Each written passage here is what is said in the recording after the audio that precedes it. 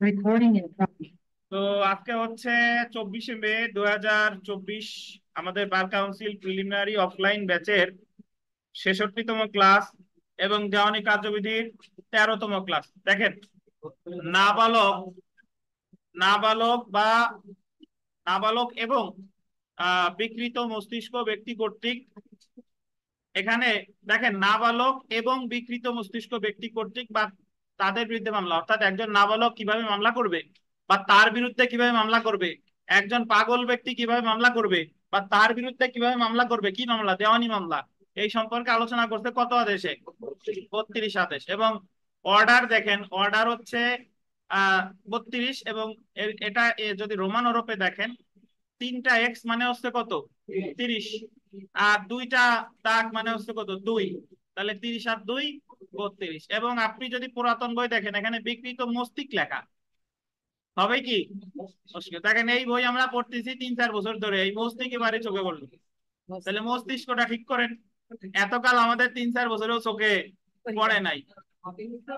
মস্তিষ্ক, মস্তিষ্ক, এ জায়গায় লেখা মস্তিষ্ক হবে কি মস্তিষ্ক। আচ্ছা, দেখেন দেওয়ানি কার্যবিধির আন্ডারলাইন করেন 32 আদেশে নাবালক এবং বিকৃত মস্তিষ্ক, আবার মস্তিষ্ক লেখা, বিকৃত মস্তিষ্ক সম্পন্ন ব্যক্তি কিভাবে মামলা দায়ের করবে বা তার পক্ষে কিভাবে মামলা দায়ের করা যায় তা আলোচনা করা হয়েছে। তাহলে আপনাকে যদি পরীক্ষায় এভাবে প্রশ্ন আসে যে নাবালক ব্যক্তির মামলা সম্পর্কে বলছে কত আদেশে, বিকৃত মস্তিষ্ক কত আদেশ, 32 আদেশ। তারপর দেখেন, নাবালক কর্তৃক প্রত্যেক মামলা তার নামে কল দিবেন আসন্ন বন্ধু বা নেক্সট ফ্রেন্ড কর্তৃক দায়ের করতে হবে। কল দিবেন কি নেক্সট ফ্রেন্ড, আসন্ন বন্ধু। এখানে একটা জিনিস খেয়াল করেন, একটু ভাঙাই বলি, সেটা হচ্ছে যে যদি ধরেন একটা পিচ্চি একটা জায়গায়, ধরেন একজনের বাবা মারা গেছে, তার নাবালক ছেলে আছে 10 বছর বয়স, তো 10 বছর বয়স সেই বাড়িতে থাকে। পাশের যে প্রতিবেশী, সে জোরপূর্বক এসে নাবালক ছেলেটারে ওই জায়গা থেকে কি করছে, বেদখল করে ফেলছে। তাহলে এখন যে যে মামলা, সে যদি দখল পুনরুদ্ধারের মামলা করতে চায়, সে হচ্ছে কি নাবালক। আর নাবালক ব্যক্তির কাছে দুইটা প্রতিকার আছে। এক, সে যদি মনে করে যে আমি যতদিন পর্যন্ত সাবালক না হব ততদিন পর্যন্ত মামলা না করেও সে থাকতে পারে, তাহলে সে যদি 10 বছর বয়স হয়, তাহলে তার সাবালক হবে 8 বছর পরে। বুঝেন কিনা, 8 বছর পর যেদিন থেকে সাবালক হবে সেদিন থেকে তার তামাদি মেয়াদ গণনা শুরু হবে, এই বিধান আছে তামাদি আইনে। তাহলে সে যদি ইচ্ছা করে, সে মামলা না করে কতদিন পর্যন্ত অপেক্ষা করবে, 18 বছর। অথবা সে যদি মনে করে যে না আমি অপেক্ষা করব না, আমি মামলা এখনই করব, তাহলে সে সরাসরি করতে পারবে না, সে একজনের মাধ্যমে মামলাটা দায়ের করবে। যার মাধ্যমে মামলাটা দায়ের করবে তারে কি বলে, নেক্সট, আসন্ন বন্ধু বা নেক্সট। বুঝতে পারছেন? তাহলে পরীক্ষায় প্রশ্ন আসে যে নাবালক বাদীর পক্ষে যিনি মামলা দায়ের করে তারে কি বলে, আসন্ন বন্ধু বা নেক্সট। আচ্ছা, ধন্যবাদ। পরেরটা দেখেন, যদি বিবাদী নামূলক হয়, তাহলে উপযুক্ত যে কোনো ব্যক্তিকে আদালত বিবাদীর অভিভাবক হিসেবে নিয়োগ দিতে পারে। এখন সব সময় যে বাদী নাবালক হয় তা না, অনেক সময় তো বিবাদীও নাবালক হতে পারে। তাহলে বিবাদী যদি নাবালক হয়, তাহলে আদালত নিয়োগ করবে একজন অভিভাবককে। কার পক্ষে, বিবাদীর পক্ষে। দেখেন, সাবালক এবং সুস্থ মস্তিষ্ক সম্পন্ন যে কোনো ব্যক্তি নাবালকের পক্ষে, আন্ডারলাইন করেন, সাবালক আর কে, সুস্থ মস্তিষ্ক সম্পন্ন যে কোনো ব্যক্তি নাবালকের পক্ষে আসন্ন বন্ধু হতে পারে বা বিবাদীর অভিভাবক হতে পারে। তাহলে দেখেন, নাবালকের পক্ষে যদি বাদী হয় যে থাকবে, তারা বলে আসন্ন বন্ধু। আর নাবালক যদি বিবাদী হয়, তাহলে হবে কি অভিভাবক। বুঝেন কিনা, নাবালক বাদীর ক্ষেত্রে যে হবে সে হলো আসন্ন বন্ধু, আর নাবালক বিবাদীর ক্ষেত্রে কে, আচ্ছা দেখেন, বিবাদী বিবাদীর অভিভাবক হতে পারে। শর্ত হলো, আন্ডারলাইন করেন, তার স্বার্থ নাবালকের স্বার্থের পরিপন্থী হবে না। মানে তার যে স্বার্থ, এটা নাবালকের স্বার্থের উল্টা হবে না। বুঝতে পারছেন? এবং সে মামলার বাদী এবং বিবাদী হবে না। যারেই যে বিবাদী অভিভাবক বানালো বা যারেই যে আপনার নেক্সট ফ্রেন্ড বানালো, সে ওই মামলার বাদী বা বিবাদী কেউ হবে না। আর ওই মামলায় তার কোনো কি থাকবে না, স্বার্থ থাকবে না। যদি কেউ, যদি কারো স্বার্থ থাকে, তাহলে তারে কিন্তু আসন্ন বন্ধুও বানানো যাবে না, আবার তারে কি অভিভাবক বানানো যাবে না। দেখেন, আন্ডারলাইন করেন, যে ক্ষেত্রে নাবালক আসন্ন বন্ধু ছাড়া মকদ্দমা দায়ের করে, সেক্ষেত্রে আন্ডারলাইন করেন মকদ্দমাটি রক্ষণীয় নয়, দুইটা স্টার দেন। পরীক্ষায় আসে যে আসন্ন বন্ধু ছাড়া মামলা দায়ের করলে মামলা কি হবে? রক্ষণীয় নয়।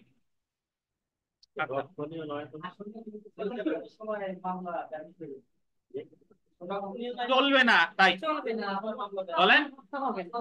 হ্যাঁ দেখেন, নাবালকের পক্ষে কোনো মামলা আন্ডারলাইন করেন আসন্ন বন্ধু ছাড়া দায়ের করা হলে আন্ডারলাইন করবেন বিবাদী দরখাস্ত করতে পারে আরজিটি খরচা সহ নথি থেকে অপসারণের।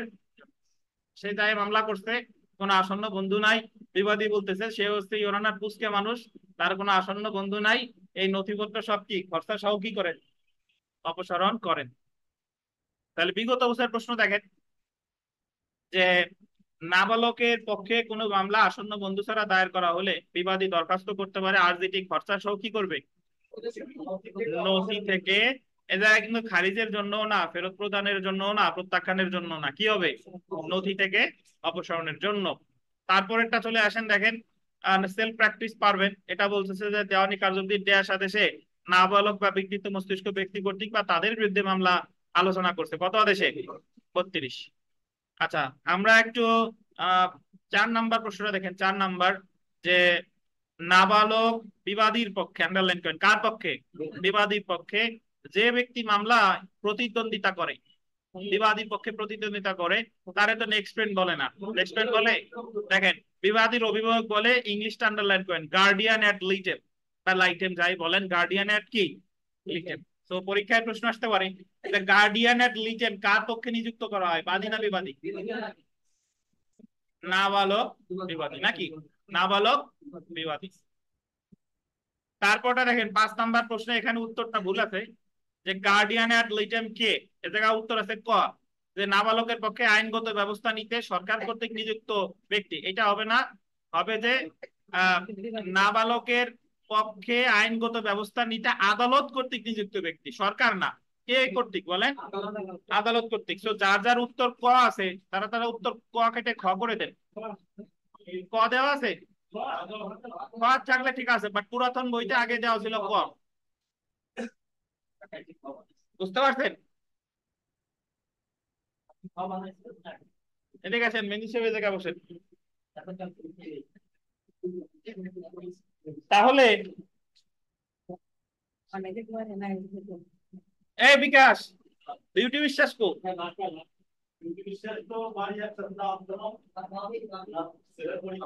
দাওয়াত খাইলে খালি হবে, পড়ায়ও তো একসাথে আসতে হবে।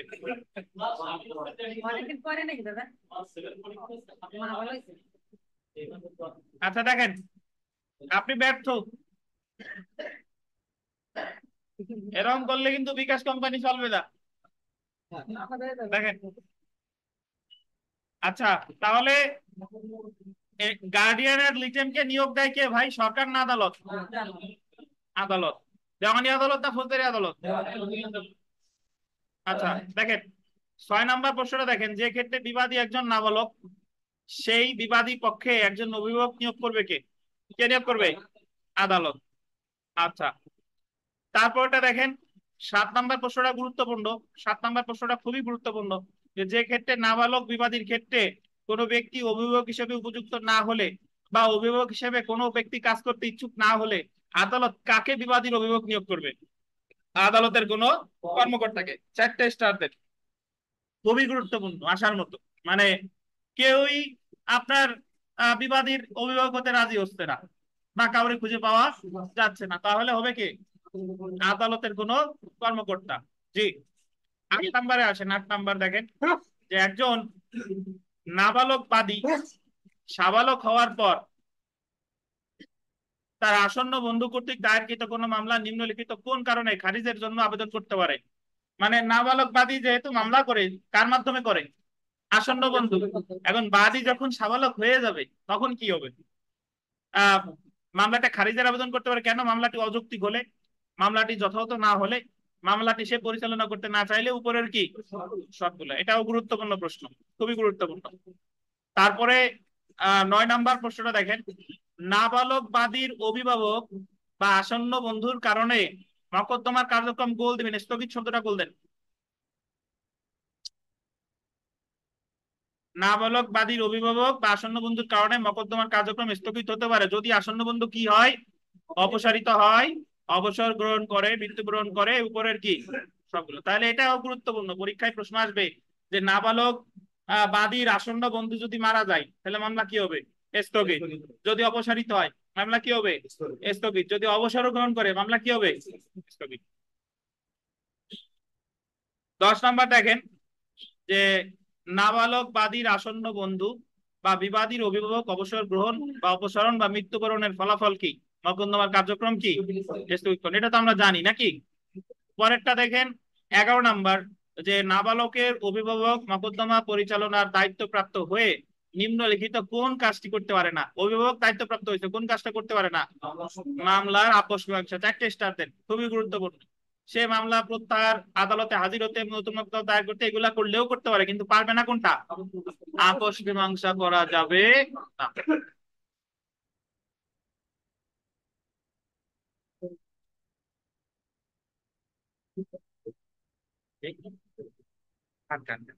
তাহলে কি মনে রাখলেন বলেন? যে নাবালক বাদী কর্তৃক বা তার বিরুদ্ধে মামলা কত আদেশে ভাই? এর বাইরে কিছু করা লাগবে না। এই জায়গায় যতগুলো প্রশ্ন আছে ভালোভাবে পড়বেন, ইনশাল্লাহ এখান থেকে কমন পড়বে। আসেন আমরা 33 আদেশে আসি।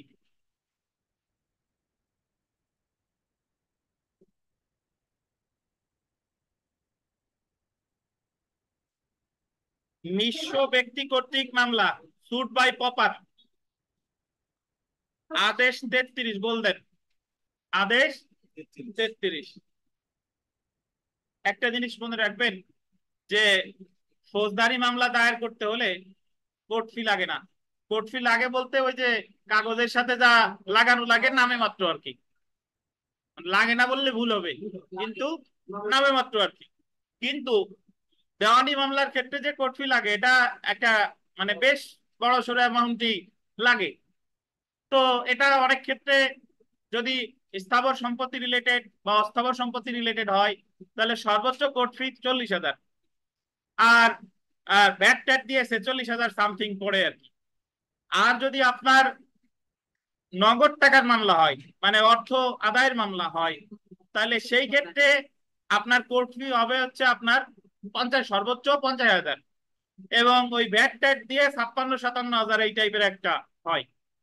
তাহলে দেওয়ানি মামলা কেউ দায়ের করতে গেলেই তার একটা নির্দিষ্ট পরিমাণ কি লাগে? কোর্ট ফি লাগে। এখন তো এরকম কোন ব্যক্তি থাকতে পারে যে সে দেওয়ানি মামলা দায়েরের অধিকারী, ধরেন একজন ব্যক্তিরে বেদখল করলো। ধরেন একজন ব্যক্তিরে গুলশান এলাকায় তার একটা বাড়ি আছে, তার এতে বেদখল করলো। এখন বেদখল করার পরে সে দখল পুনরুদ্ধারের মামলা করতে চাই। এখন তার ধরেন কোনো টাকা পয়সা নাই, মানে বাড়িটাই ছিল, নগদ কোনো টাকা পয়সা নাই। তাহলে তার কি হবে? এই জন্য আমাদের দেওয়ানি কার্যবিধিতে একটা পদ্ধতি 33 আদেশে আলোচনা করা হয়েছে যে নিঃস্ব ব্যক্তি কর্তৃক মামলা। কে কর্তৃক মামলা? নিঃস্ব। এখন নিঃস্ব আমি আপনি নিজেরে নিঃস্ব বলে ঘোষণা দিলেই হবে না। এই নিঃস্বর কতগুলা আপনার শর্ত আছে, এবং এই শর্তগুলো 33 আদেশেই বলা আছে। আমরা এই শর্তগুলো একটু দেখি, দেখেন।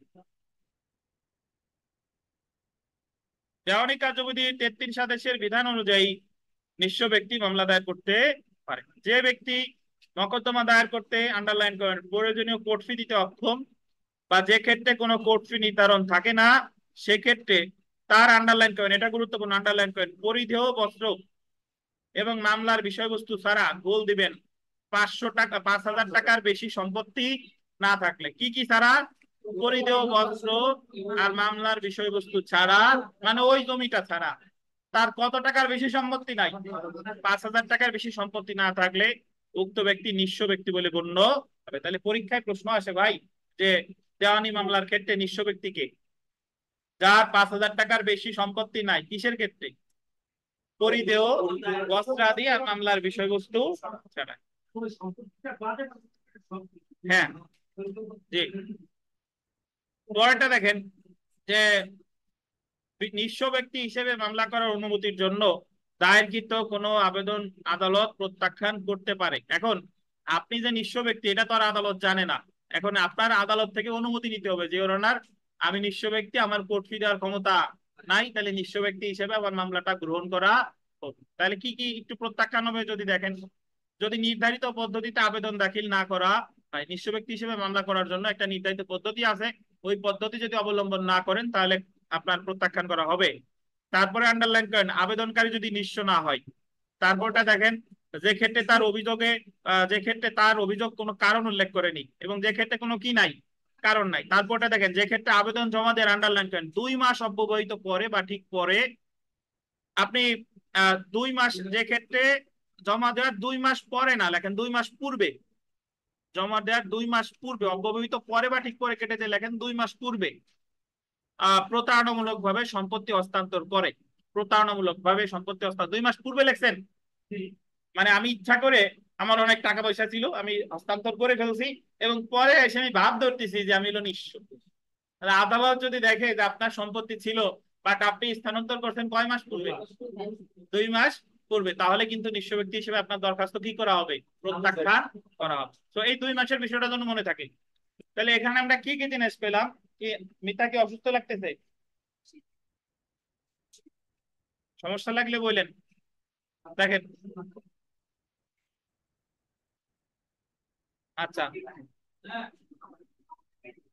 কি এনে দেবে, কি এনে এটা বাসা থেকে আর কিছু লাগলে বলেন, তাও আনি দেবে। আচ্ছা, চা খাবেন, চা এনে দিবে, একটু চা নিয়ে এসেন, ওনারা বললে দেবে না, জান।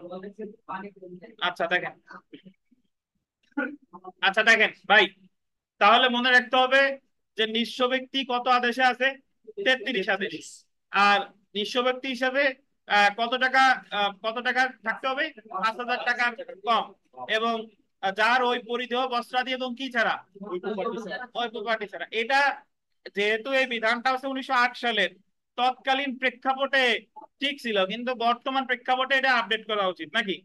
কারণ এখন মানুষ মোবাইল নিয়ে যে ঘোরে, সে মোবাইলের দাম 1,000-1,200, যদি সবচেয়ে কম দামি মোবাইলও হয় তাও 1,000-1,200। তারপরে জামা কাপড় টামা কাপড় যা যা আছে এইগুলা তো যাই হোক। এরপরে আমরা চলে আসি বিগত বছরের প্রশ্ন। দেখেন, দেওয়ানি কার্যবিধির কোন বিধান মতে নিঃসম্বল ব্যক্তি মামলা দায়ের করতে পারে? কত আদেশ? 33 আদেশ। বলেন। কেটে দিয়ে পূর্বে লেখেন, অব্যবহিত পরে ঠিক পরে, এই সবগুলো রড কেটে দিয়ে লেখেন পূর্বে। 2 মাস পূর্বে, জি।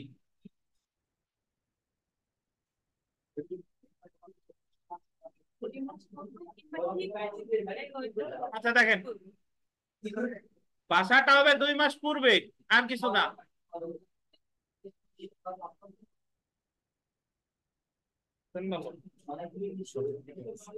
শরবত কিনে আনছেন, শরবত হচ্ছে মিষ্টি, মিষ্টি মিষ্টি খেলে ভুড়ি হয়ে যাবে, পেট পেট কিছু আসতেছে।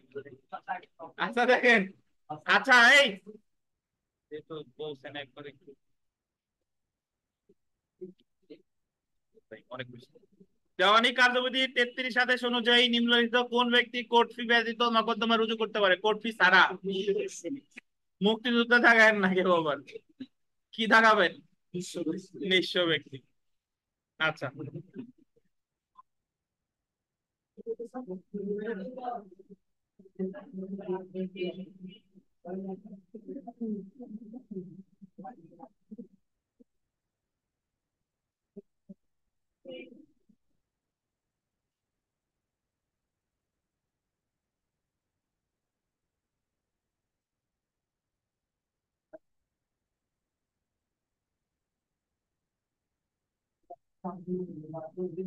আচ্ছা দেখেন ভাই, 2 নম্বর প্রশ্নটা গুরুত্বপূর্ণ, যে প্রয়োজনীয় পরিধেয় বস্ত্র বা মামলার বিষয়বস্তু ছাড়া ড্যাশ টাকার বেশি সম্পত্তি কয় টাকা? 5,000 টাকা। পরেরটা দেখেন, 3 নম্বর প্রশ্নটা গুরুত্বপূর্ণ, যে দেওয়ানি কার্যবিধির ড্যাশ অনুযায়ী নিঃস্ব ব্যক্তি হিসেবে মামলা করার অনুমতির জন্য দায়েরকৃত কোনো আবেদন আদালত প্রত্যাখ্যান করতে পারে? কত? এটা গুরুত্বপূর্ণ। 33 আদেশের কত? 33 আদেশের 5। 33 আদেশের 5। পরেরটা দেখেন, যে নিঃস্ব ব্যক্তি হিসেবে দায়েরকৃত কোনো মামলা আদালত প্রত্যাখ্যান করতে পারে যদি জমা দেওয়ার 1.5 মাস আগে, এই যে দেখছেন এই জায়গা আবার ঠিক লেখছে কি, 2 মাস আগে। 2 মাস আগে উক্ত ব্যক্তি প্রতারণামূলক ভাবে ও সম্পত্তি কি করে, হস্তান্তর করে। যদি সরল বিশ্বাসে করে তাহলে কি হবে, প্রতারণামূলক ভাবে করছে। পরেরটা দেখেন, 5 নম্বর গুরুত্বপূর্ণ, এই প্রশ্নগুলো খুবই গুরুত্বপূর্ণ। যে দেওয়ানি কার্যবিধি 33 আদেশের 5 বিধির অধীন নিঃস্ব ব্যক্তি কর্তৃক দায়েরকৃত কোনো আবেদন আদালত প্রত্যাখ্যান করলে উক্ত আদেশের বিরুদ্ধে প্রতিকার হলো কি? আচ্ছা, এখন এটা মনে রাখবেন যে এই জায়গা কোনো আপিলযোগ্য আদেশ নাই, 33 আদেশে কি নাই? আপিলযোগ্য আদেশ নাই। তো আপিলযোগ্য আদেশ যদি না থাকে কি হবে? রিভিশন। আচ্ছা, 6 নাম্বার প্রশ্নটাও খুবই গুরুত্বপূর্ণ। দেখেন যে দেওয়ানি কার্যবিধির কত আদেশে গোল দিবেন? নিঃস্ব ব্যক্তির আপিল সম্পর্কে আলোচনা করা হয়েছে। আদেশ 44। আপনি এইভাবে মনে রাখবেন, নিঃস্ব ব্যক্তির মামলা 33, নিঃস্ব ব্যক্তির আপিল 44, 44, 33, 44। নিঃস্ব ব্যক্তির মূল মামলা কত? 33। আর নিঃস্ব ব্যক্তির আপিল কত? 44।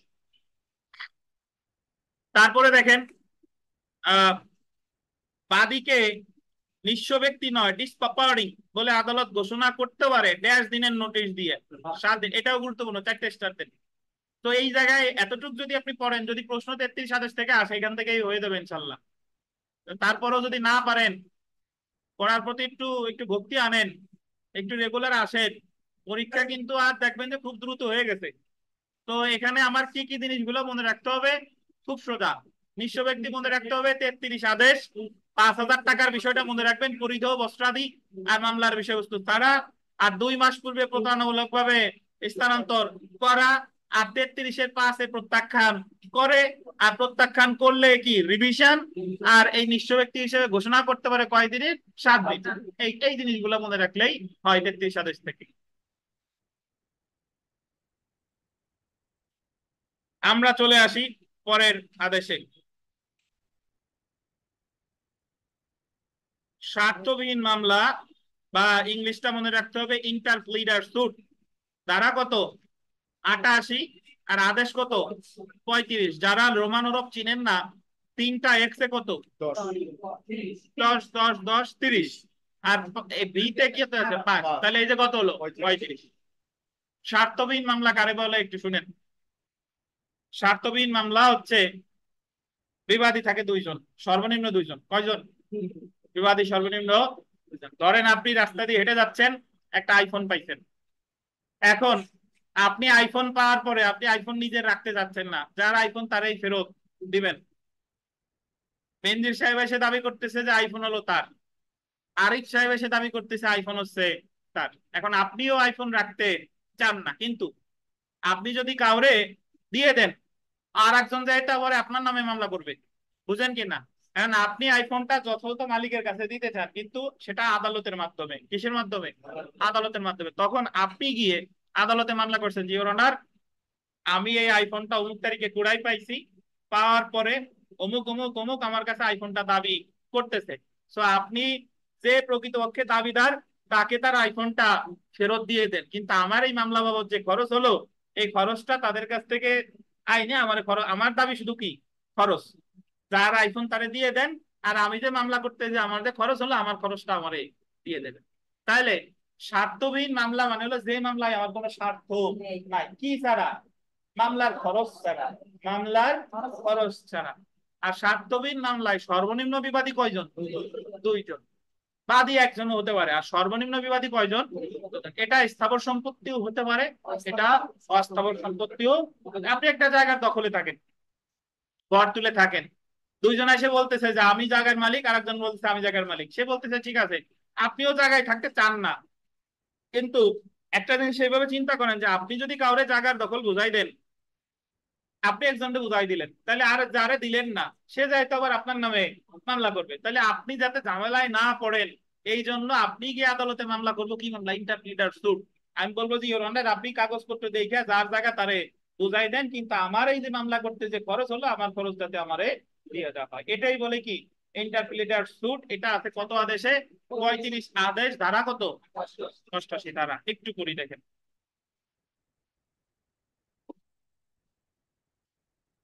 আচ্ছা দেখেন, স্বার্থবিহীন মামলাটা দেখেন, যে দেওয়ানি কার্যবিধির আন্ডারলাইন করেন 88 ধারায় এবং 35 আদেশে স্বার্থবিহীন মামলা বা ইন্টারপ্লিডার সুট সম্পর্কে আলোচনা করা হয়েছে। গোল দিবেন 2 বা ততোধিক ব্যক্তি। কয়জন ব্যক্তি? 2 বা ততোধিক ব্যক্তি। এখন আবার কেউ আবার প্রশ্ন করবেন না যে স্যার এই 2 জন কি পুরুষ না মহিলা?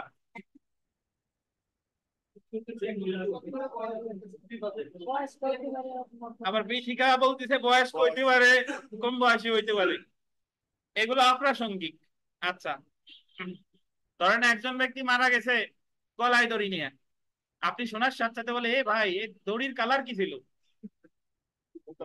এগুলো প্রশ্ন কি অপ্রাসঙ্গিক, বুঝতে পারছেন? দেখেন তাহলে দুই বা ততোধিক ব্যক্তি অপর কোন ব্যক্তির নিকট, আন্ডারলাইন করেন, পাওনা টাকা বা গোল দিবেন কোন স্থাবর বা অস্থাবর সম্পত্তি দাবি করে এবং যার নিকট তা দাবি করা হয় উক্ত সম্পত্তির উপর তার গোল দিবেন খরচার দাবি ব্যতীত যদি অন্য কোনো দাবি দেওয়া না থাকে এবং তিনি প্রকৃত মালিকের নিকট উক্ত সম্পত্তি বা অর্থ অর্পণ করতে প্রস্তুত থাকে, তবে সেই সম্পত্তি বা অর্থ কার নিকট অর্পণ করতে হবে সেই বিষয়ে আদালতে সিদ্ধান্ত গ্রহণের জন্য এবং নিজের খরচার দাবি আদায়ের জন্য উক্তরূপ দাবিদার গণের সকলের বিরুদ্ধে যে মামলা দায়ের করা হয় তাকে কি বলে? ইন্টারপ্লিডার সুট বা স্বার্থবিহীন। তাহলে আমরা যদি এই বিষয়টারে ব্যবচ্ছেদ করি, মানে ভাঙি ভাঙি, স্বার্থবিহীন মামলায় বিবাদী কয়জন ভাই? সর্বনিম্ন দুইজন, সর্বনিম্ন দুইজন। স্বার্থবিহীন মামলায় বাদীর কি স্বার্থ থাকে? শুধুমাত্র খরচার, শুধুমাত্র খরচার। স্বার্থবিহীন মামলা কোন ধরনের সম্পত্তি? টাকা পয়সা হইতে পারে, স্থাবর অস্থাবর সম্পত্তিও হতে পারে। এই যে দেখেন আমরা উদাহরণ করি, এ একটি সম্পত্তির দখলে আছে, আরিফ সাহেব একটা সম্পত্তির দখলে আছে, চন্দন এবং ডিউক উক্ত সম্পত্তির দখল দাবি করে, আরিফ সাহেব আছে দখলে, চন্দন এবং ডিউক এসে বলতেছে যে ওই সম্পত্তি হচ্ছে আমাদের, উক্ত সম্পত্তিতে আরিফ কোনো স্বার্থী দাবি করে না, আরিফ বলতেছে যে আমি নিয়ে আসি, তোমাকে তো তোমরা নিয়ে যাও, কিন্তু সে উক্ত সম্পত্তি প্রকৃত মালিকের নিকট অর্পণ করতে চাই, লেখছে অন্তস্থ দেয়, চাই না, হবে কি চাই, চাই হচ্ছে আমি চাই, আর সে চাই, আমি যদি চাই তাহলে রস্যইকার, আর সে যদি চাই তাহলে কি অন্তস্থ। আচ্ছা, প্রকৃত মালিককে অর্পণ করতে চাই, এ স্বার্থবিহীন মামলা বা ইন্টারপ্লিডার সুট দায়ের করতে পারে। তাহলে দেখেন স্বার্থবিহীন মামলায় আর্জিতে যে সকল বিষয় উল্লেখ করতে হবে, কি কি থাকে দেখেন, মামলার বিষয়বস্তুতে আন্ডারলাইন করেন বাদীর খরচার দাবি ব্যতীত, এটা বলতেন কি দাবি ব্যতীত? খরচার দাবি ব্যতীত অপর কোন স্বার্থ নিহিত নাই। কি দাবি থাকবে? শুধুমাত্র কি খরচা। বিবাদীগণ পৃথক পৃথক ভাবে তাদের দাবি উল্লেখ করেছে, এটা বলতেন পৃথক পৃথক ভাবে, বিবাদীগণ একত্রে করলে হবে না। কিভাবে বলতেছে? চন্দনের দাবি করতেছে, ডিউকের দাবি করছে, জি। এবং বাদী এবং বিবাদীর মধ্যে কোনো ষড়যন্ত্র নাই। জেনে রাখা ভালো, আমরা একটু জেনে রাখা ভালো। দেখেন যে স্বার্থবিহীন মামলার বিষয়বস্তুতে গোল দিবেন বাদী কোনো স্বার্থ দাবি করে না। স্বার্থবিহীন মামলার বিষয়বস্তুতে কি হবে? বাদীর কি থাকে না? খরচা ছাড়া কোনো স্বার্থ থাকে না। আর বাদী শুধুমাত্র আন্ডারলাইন করেন খরচার দাবি করতে পারে। পরের লাইনটা খুবই গুরুত্বপূর্ণ, এটা আমার মনে রাখতে হবে, যে এজেন্ট তার প্রিন্সিপালের বিরুদ্ধে, প্রজা তার ভূমি মালিকের বিরুদ্ধে স্বার্থবিহীন মামলা করতে পারে না। কে পারবে না? এজেন্ট তার কি প্রিন্সিপালের বিরুদ্ধে, প্রজা তার কার বিরুদ্ধে? ভূমি মালিকের বিরুদ্ধে স্বার্থবিহীন মামলা করতে পারবে না। স্বার্থবিহীন মামলায় গোল দিবেন সর্বনিম্ন দুইজন বিবাদী। সর্বনিম্ন বিবাদী কয়জন? দুইজন। বিগত বছরের প্রশ্নে আসি, দেখেন যে the code of civil procedure 1908 এর ড্যাশ ধারায় গোল দিবেন ইন্টারপ্লিডার সুট। অনেক ব্যক্তি আছে যারা এই ইন্টারপ্লিডার সুট বুঝে নাই, স্বার্থবিহীন মামলা বললে বুঝতো। ইন্টারপ্লিডার সুট কোনটা? স্বার্থবিহীন মামলা। তাহলে কত কত ধারা ভাই? 88 ধারা। গাড়ে ফেলাইন না জানি আবার। থাক থাক থাক, রাখ। কত ধারায়? এই লবঙ্গ দিচ্ছেন তানবীর? আচ্ছা ঠিক আছে, দেখেন শুনেন, এককালে আমরা এই জায়গাও চা খাইতাম। মাসুদ সাক্ষী নাকি? মাসুদ খাইছেন না? আমরা চা খাইছি, চা খাইছি, জি। দেখেন যে বিশ্বাস করেন নাই, তার উপরে মানে ক্লাস করে তাই বানায়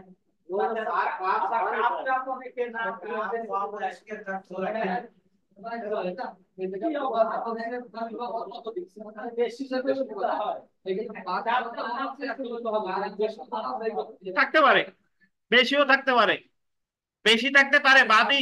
দেখেন আশরাফুল সাহেব প্রশ্ন করছে যে বিবাদী বলছে সর্বনিম্ন দুইজন, বাদী তো সর্বনিম্ন আমরা জানি একজন, বাদী কি দুইজন থাকতে পারে? অবশ্যই পারে। ধরেন এক খন্ড জমিতে এই দুইজন থাকে একসাথে, বিথিকাও থাকে আরিফও থাকে, দুইজনের দুইটা ঘর, এখন তারাও ওই জায়গার মালিক দাবি করতেছে না, দুই দল এসে ওনাদের দুইজনের কাছে বলছে যে আমাকে জায়গা, তখন এই জায়গায় ইন্টারপ্রিটার সুটের বাদী হবে কয়জন? দুইজন। আবার বিবাদীও কয়জন? দুইজন। কিন্তু বিবাদী দুইজন থাকা বাধ্যতামূলক, আর বাদী কি একজন হইতে পারে, পাঁচজন হইতে পারে। এটা ঘটনার উপরে ফ্যাক্ট প্রতিরোধ করে। দেখেন, জি জি, আচ্ছা দেখেন 3 নম্বরটা দেখেন, নিম্নলিখিত কোন ব্যক্তি স্বার্থবিহীন মামলা দায়ের করতে পারে না? এজেন্ট তার মালিকের বিরুদ্ধে, প্রজা তার কি জমি মালিকের বিরুদ্ধে। 4 নম্বর প্রশ্নটা দেখেন, স্বার্থবিহীন মামলায় বা ইন্টারপ্রিটার সুটে সর্বনিম্ন কতজন বিবাদী থাকতে হবে? সর্বনিম্ন কয়জন? দুইজন। তো অনলাইনে যারা আছেন, আমরা 3টা আদেশ পড়লাম, 32, 33, 35। 32-এ পড়লাম নেক্সট ফ্রেন্ড, 33-এ পড়লাম কপার, 35-এ পড়লাম ইন্টারপ্রিটার সুট। অনলাইন অফলাইন আপনারা এই 3টা আদেশ থেকে কোনো প্রশ্ন আছে কিনা?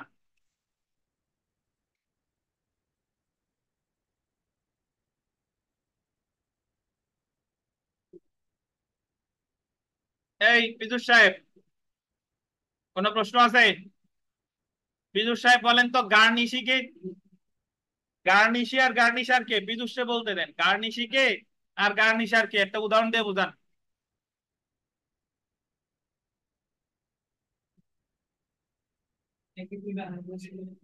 উদাহরণ দেন, একটা উদাহরণ দিয়ে বুঝান।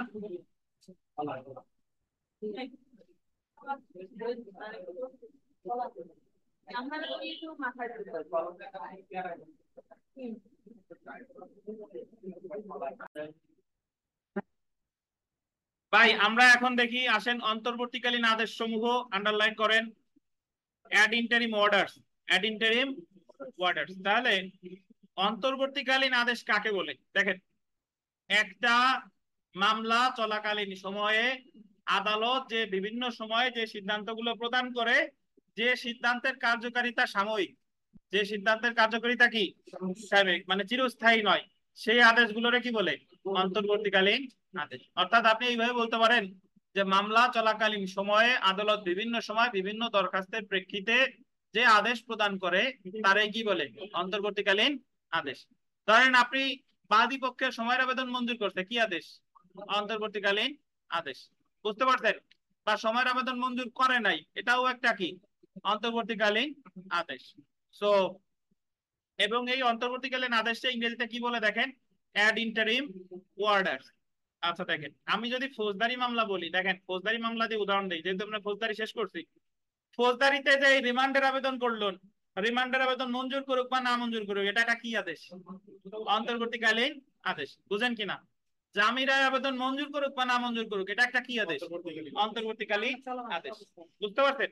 তাহলে মামলা চলমান থাকা অবস্থায় যে আদেশগুলো প্রদান করে এবং যে আদেশের কার্যকারিতা চিরস্থায়ী নয় বা সাময়িক, সেটারাই কি বলে? অন্তর্বর্তীকালীন আদেশ বা অ্যাড ইন্টারিম অর্ডারস। আচ্ছা ধন্যবাদ। দেখেন, অন্তর্বর্তীকালীন আদেশ হলো, এই যে আন্ডারলাইন করেন, মকদ্দমা চলমান থাকার সময় বা মকদ্দমার কার্যক্রম চলমান থাকার সময় আদালত কর্তৃক জারিকৃত আদেশ, যেগুলো চূড়ান্তভাবে মকদ্দমার বিষয়বস্তুতে পক্ষদ্বয়ের অধিকার বা দায় নির্ধারণ করে। আমি যে কথা বললাম সেটাই বলা, যে যেগুলো পক্ষগণের অধিকার চূড়ান্তভাবে কি নির্ধারণ করে না। মকদ্দমা দায়েরের পর এবং চূড়ান্ত রায়ের আগে আদালত প্রয়োজনীয় অন্তর্বর্তীকালীন আদেশ দিতে পারে। মকদ্দমা দায়ের এবং চূড়ান্ত রায় হওয়ার মধ্যবর্তী সময়ে আদালত মকদ্দমার পক্ষদ্বয়ের অধিকার রক্ষার জন্য অন্তর্বর্তীকালীন আদেশ দিতে পারে। এই জায়গায় বিভিন্ন অন্তর্বর্তীকালীন আদেশের কয়েকটা আদেশ সম্পর্কে আলোচনা করছে। তো এগুলা মোটামুটি আমরা পরবর্তী সময়, এই 8টা এখন আর পড়তেছি না, এগুলো আমার এমনিতেই মুখস্থ হয়ে যাবে। আমরা সরাসরি ওই পাশে চলে আসি। আসেন, কমিশন নিয়োগ। কমিশন নিয়োগ বা অ্যাপয়েন্টমেন্ট অফ কমিশন। গোল দেন ধারা কত? 75। আদেশ কত? আদেশ সামথিং। এখানে পড়ার আগে দেখি আমি একটু বিথিকা বিশ্বাসকে জিজ্ঞেস করি। বিথিকা বিশ্বাস, আপনি কমিশন বলতে কি বোঝেন? আমি যদি না পাই তাহলে আরেকজনকে দিয়ে আমি বিবাদী আইনের আদালতের। আরিফ সাহেব, কমিশন বলতে বোঝা হচ্ছে যে আদালত কর্তৃক নিয়োগপ্রাপ্ত, অর্থাৎ আদালত তো সরাসরি যাবে না। আদালত দেখা হলো একটা বাজারে লোক পাঠাবে যে ওই জায়গায় ভাত করতে দেখে আসে। হ্যাঁ, ওই জায়গা বাজারে কি পাচ্ছে, জায়গা তুমি ভাগ বাটোয়ারা পাচ্ছে, ওই জায়গায় কমিশন নিয়ে একদম। হ্যাঁ, যে ওই জায়গা ওই জায়গাটা রিপোর্টটা তুমি আমাকে দাও। হম।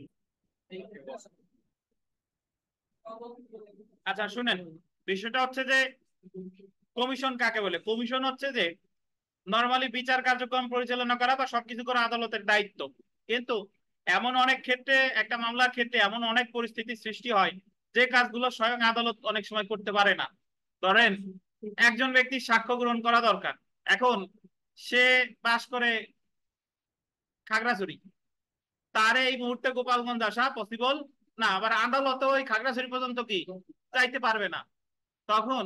অথবা সে গোপালগঞ্জেই বাস করে কিন্তু সে এতই বৃদ্ধ, এতই অসুস্থ যে তারা আদালতে আনা কি সম্ভব না। তো সেই ক্ষেত্রে আদালত তার জবানবন্দি গ্রহণের জন্য একজন প্রতিনিধিকে পাঠাবে।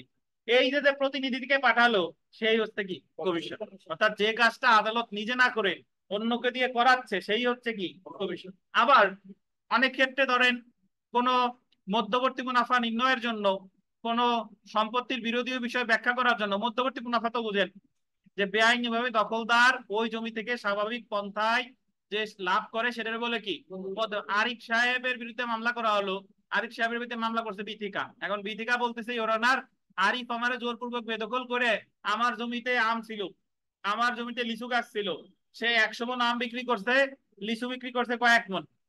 যদি বিশ্বাস না হয় ইওর অনার, একজন কমিশন নিয়োগ করে পাঠাইয়া দেখায়, সে দেখে আসুক যে আসলে এই যে আমার আম লিচু সে বিক্রি করছে কিনা বা আসলেই ছিল কিনা।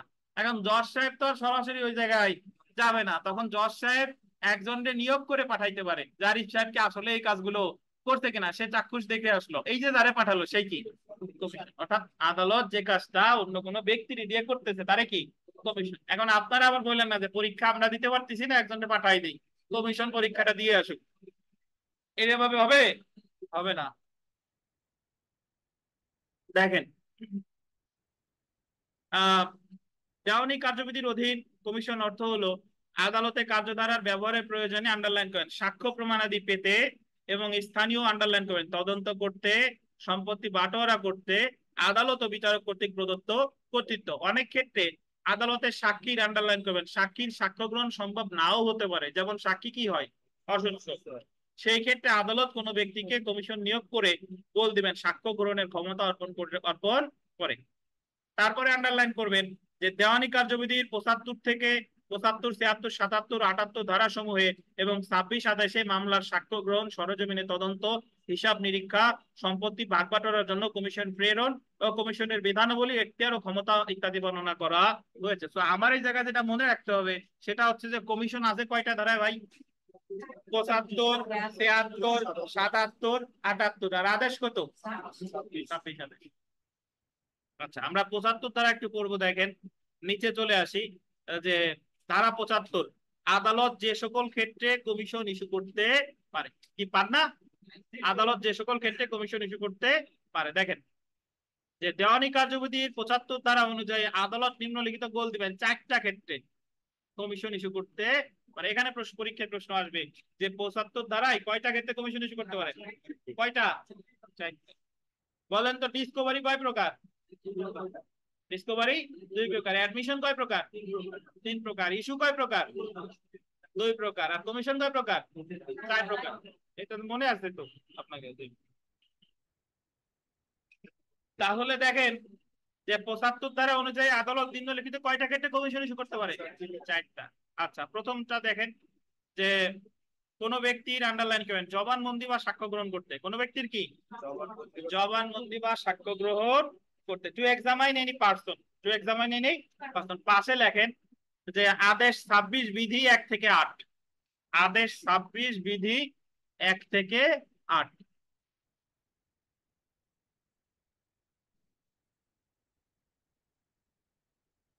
আদেশ 26 বিধি কত? 1 থেকে। তো যদি আপনাকে বলে যে কোনো ব্যক্তির জবানবন্দি জবানবন্দি বা সাক্ষ্য গ্রহণ এটা আছে 75-এর 1-এ নাকি 75 দ্বারাই বলছে, বাট বিস্তারিত ব্যাখ্যা করছে কততে? 26 আদেশের কত থেকে কত বিধি? 1 থেকে 8। দ্বিতীয়টা দেখেন, স্থানীয় বা সরেজমিনে তদন্ত। বলতেন সরেজমিনে তদন্ত বা স্থানীয় তদন্ত, ইংলিশটাও বল দিবেন, লোকাল ইনভেস্টিগেশন, বিবিআই। পরীক্ষায় প্রশ্ন আসে যে লোকাল ইনভেস্টিগেশন কততে আছে? এই পাশে লেখেন 26 আদেশ বিধি নয়, 26 আদেশ বিধি নয়। তাহলে লোকাল ইনভেস্টিগেশন কততে আছে? 26 আদেশ বিধি কত? নয়। আর জবানবন্দি বা সাক্ষ্য গ্রহণ এটা 26 আদেশের কত? 1 থেকে 8। আর লোকাল ইনভেস্টিগেশন 26 আদেশ বিধি নয়। পরেরটা দেখেন, হিসাব পরীক্ষা ও সমন্বয় করতে, to examine and adjust accounts, এটা লেখেন 26 আদেশ বিধি 11। 26 আদেশ বিধি 11। হিসাব পরীক্ষা ও সমন্বয় করা এটা আছে কত? 26 আদেশ বিধি 11। ঠিক আছে? আচ্ছা, তারপরটা লেখেন সম্পত্তি বাটোয়ারা করার জন্য, to make a partition, to make a partition, পাশে লেখেন 26 আদেশ বিধি 13 ও 14, বিধি 13 ও 14।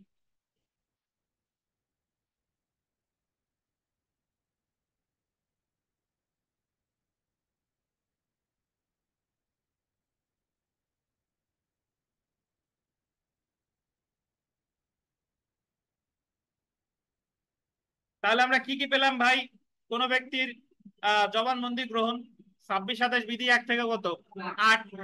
স্থানীয় তদন্ত বা সরজমিনে তদন্ত 26 আদেশ বিধি কত? 9। হিসাবের খাতা পরীক্ষা 26 আদেশ বিধি কত? 11। আর বাটোয়ারা 26 আদেশ বিধি কত? 13 আর 14। আচ্ছা, নামাজের বিরতি, আমরা নামাজটা পড়ে আবার ক্লাস হবে ইনশাল্লাহ।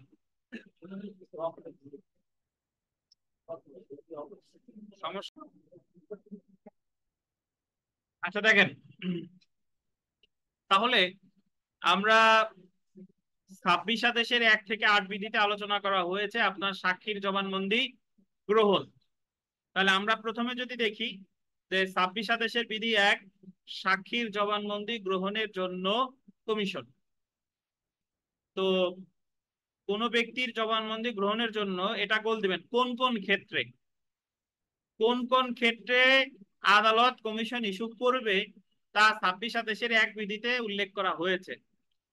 যদি বলে যে কোন কোন ক্ষেত্রে, তাহলে 26 আদেশের 1।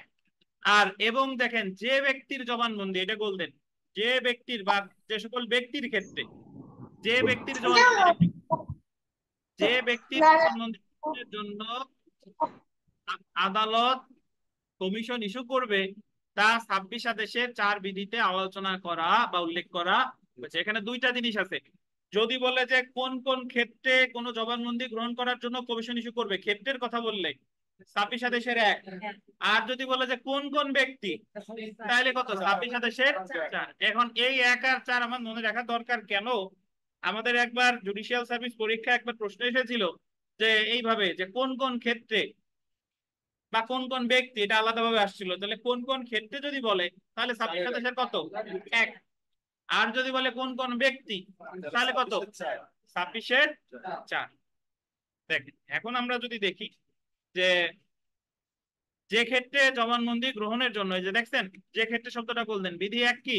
যে ক্ষেত্রে জবানবন্দি গ্রহণের জন্য আদালত কমিশন ইস্যু করতে পারে। একটু পড়ি দেখেন যে সাধারণ নিয়ম হলো প্রত্যেক ব্যক্তির জবানবন্দি গ্রহণ করতে হবে কি? আদালতে।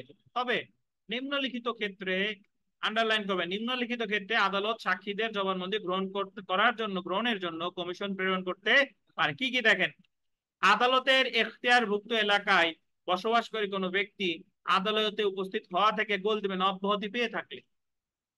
ধরেন যদি কোনো ব্যক্তির আদালত সাক্ষী হিসেবে হাজির হওয়া থেকে অব্যাহতি দিয়ে থাকে, ধরেন ডিসি সাহেব ব্যস্ত মানুষ, তারা বললো যে প্রতি তারিখে আপনার হাজির দেওয়ার দরকার নাই, তারা ব্যক্তিগত হাজিরে থেকে আদালত কি দিছে?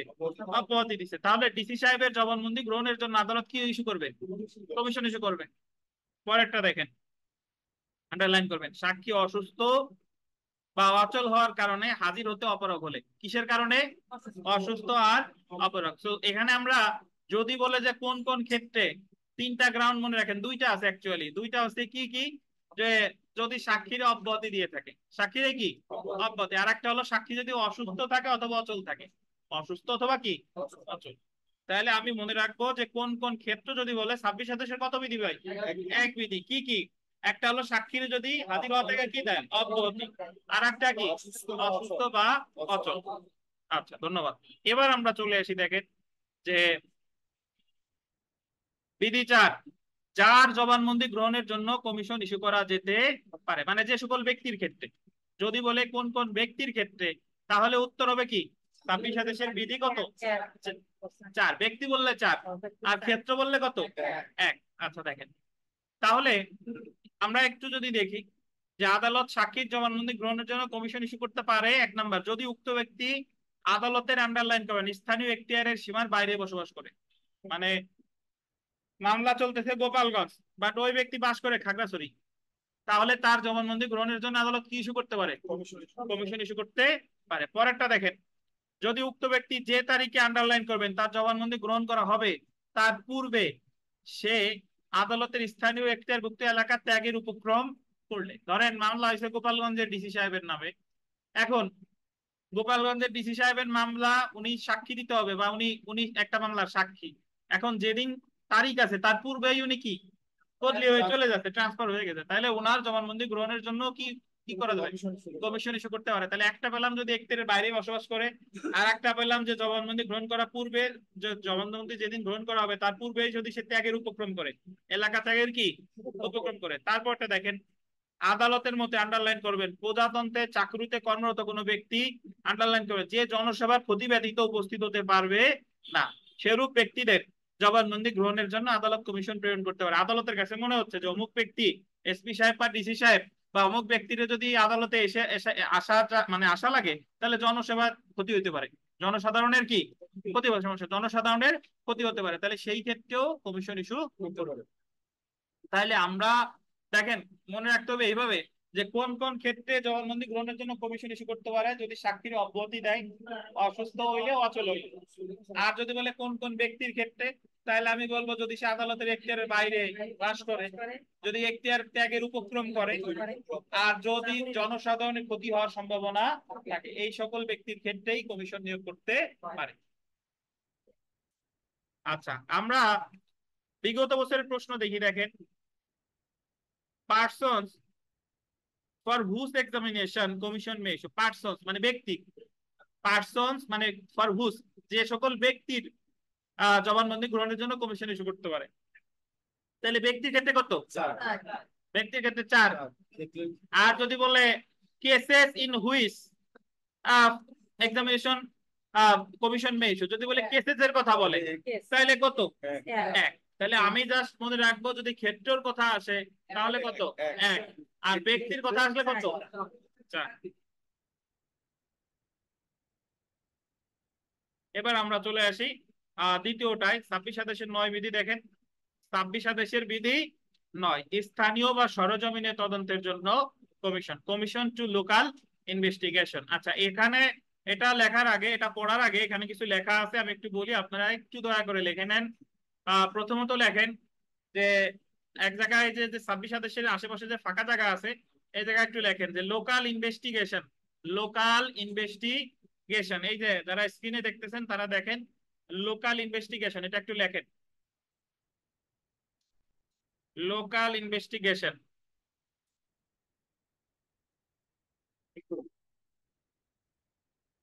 হাইপেন দিয়ে লেখেন 26 আদেশ বিধি 9, 26 আদেশ বিধি 9, 26 আদেশ বিধি 9।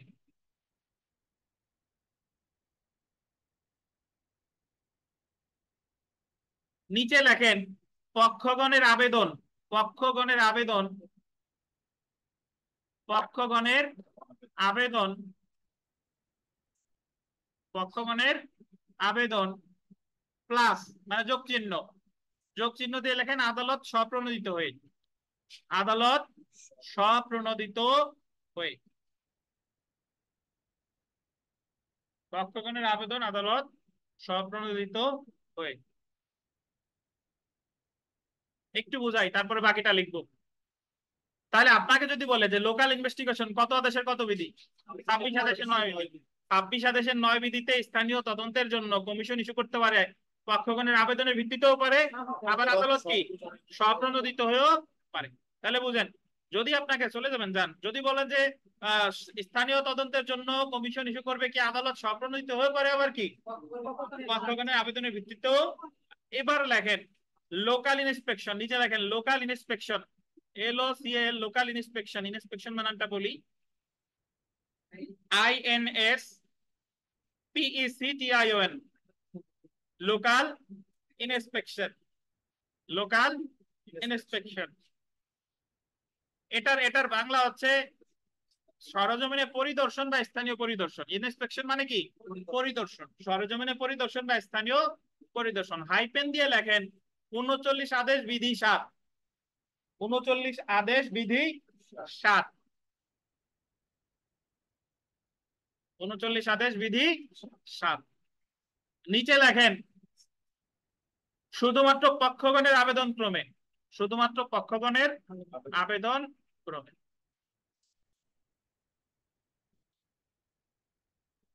শুধুমাত্র পক্ষগণের আবেদন ক্রমে।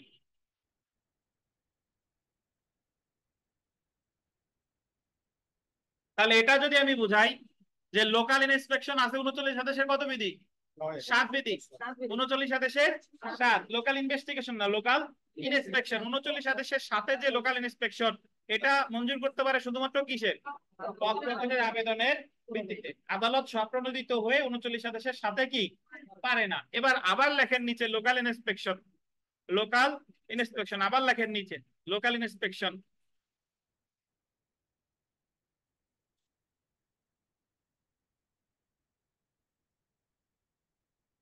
লোকাল ইন্সপেকশন লিখছেন, পাশে লেখেন 18 আদেশের 18 বিধি, আদেশ 18 বিধি 18, আদেশ 18 বিধি 18,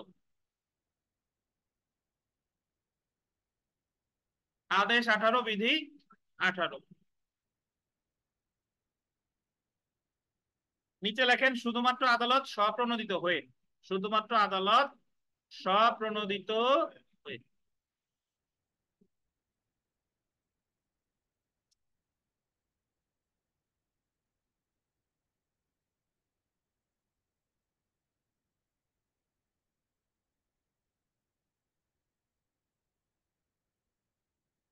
শুধুমাত্র আদালত কি স্বপ্রণোদিত হয়। এখন আপনি একটা জিনিস মিলান যে লোকাল ইনভেস্টিগেশন সবার উপরে লিখলাম, 26 আদেশের কত বিধি, 9 বিধি। এটা আদালত লোকাল ইনভেস্টিগেশন করার জন্য কমিশন নিয়োগ করতে পারে, এটা পক্ষগণের আবেদনের ভিত্তিতেও পারে, আবার কি আদালত নিজেও পারে। কিন্তু লোকাল ইন্সপেকশন মোট 2 জায়গায় আছে, এক জায়গা হলো 39-এর 7, আর এক জায়গা কত 18 আদেশের 18। 39-এর সাথে যে লোকাল ইন্সপেকশনটা, এটা শুধুমাত্র পক্ষগণের আবেদনের ভিত্তিতে পারে, বুঝতে পারছেন। আর 18 আদেশের 18 বিধিতে যে লোকাল ইন্সপেকশনটা, এটা আদালত কি পারে, আদালত কি স্বপ্রণোদিত। এবার এই যে কিছুদিন আগে, সপ্তাহ 2 আগে 17 BGS পরীক্ষায় প্রশ্ন এসেছে যে আদালত স্বপ্রণোদিত হয়ে স্থানীয় পরিদর্শনের জন্য কমিশন ইস্যু করতে পারে কত আদেশের কত বিধিতে। স্থানীয় পরিদর্শন বলছে মানে কি লোকাল ইন্সপেকশন, তাহলে উত্তর কত 18 আদেশের 18 বিধিতে। আর যদি বলতো যে পক্ষগণের আবেদনের ভিত্তিতে লোকাল ইন্সপেকশনের উদ্দেশ্যে কমিশন নিয়োগ করতে পারে কত 39-এর 7। আর যদি স্থানীয় তদন্ত বা লোকাল ইনভেস্টিগেশন বলতো, তাহলে উভয়ই কত 26-এর। বুঝতে পারেন কিনা। আচ্ছা, এখন আমরা লোকাল ইনভেস্টিগেশন উপরে চলে আসি, একটু পড়ি দেখেন। এখন আমরা জানবো যে কখন সরজমিনে তদন্তের জন্য কমিশন ইস্যু করে আর কখন স্থানীয় পরিদর্শনের জন্য কমিশন ইস্যু করে। দেখেন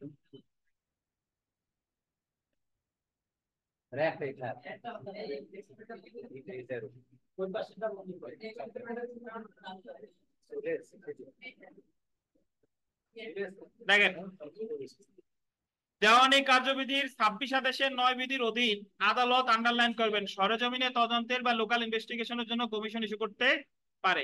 নিম্নলিখিত কারণে আদালত সরেজমিনে তদন্তের জন্য কমিশন ইস্যু করতে পারে। নিম্নলিখিত কারণ কি কি, কারণগুলো একটু দেখি।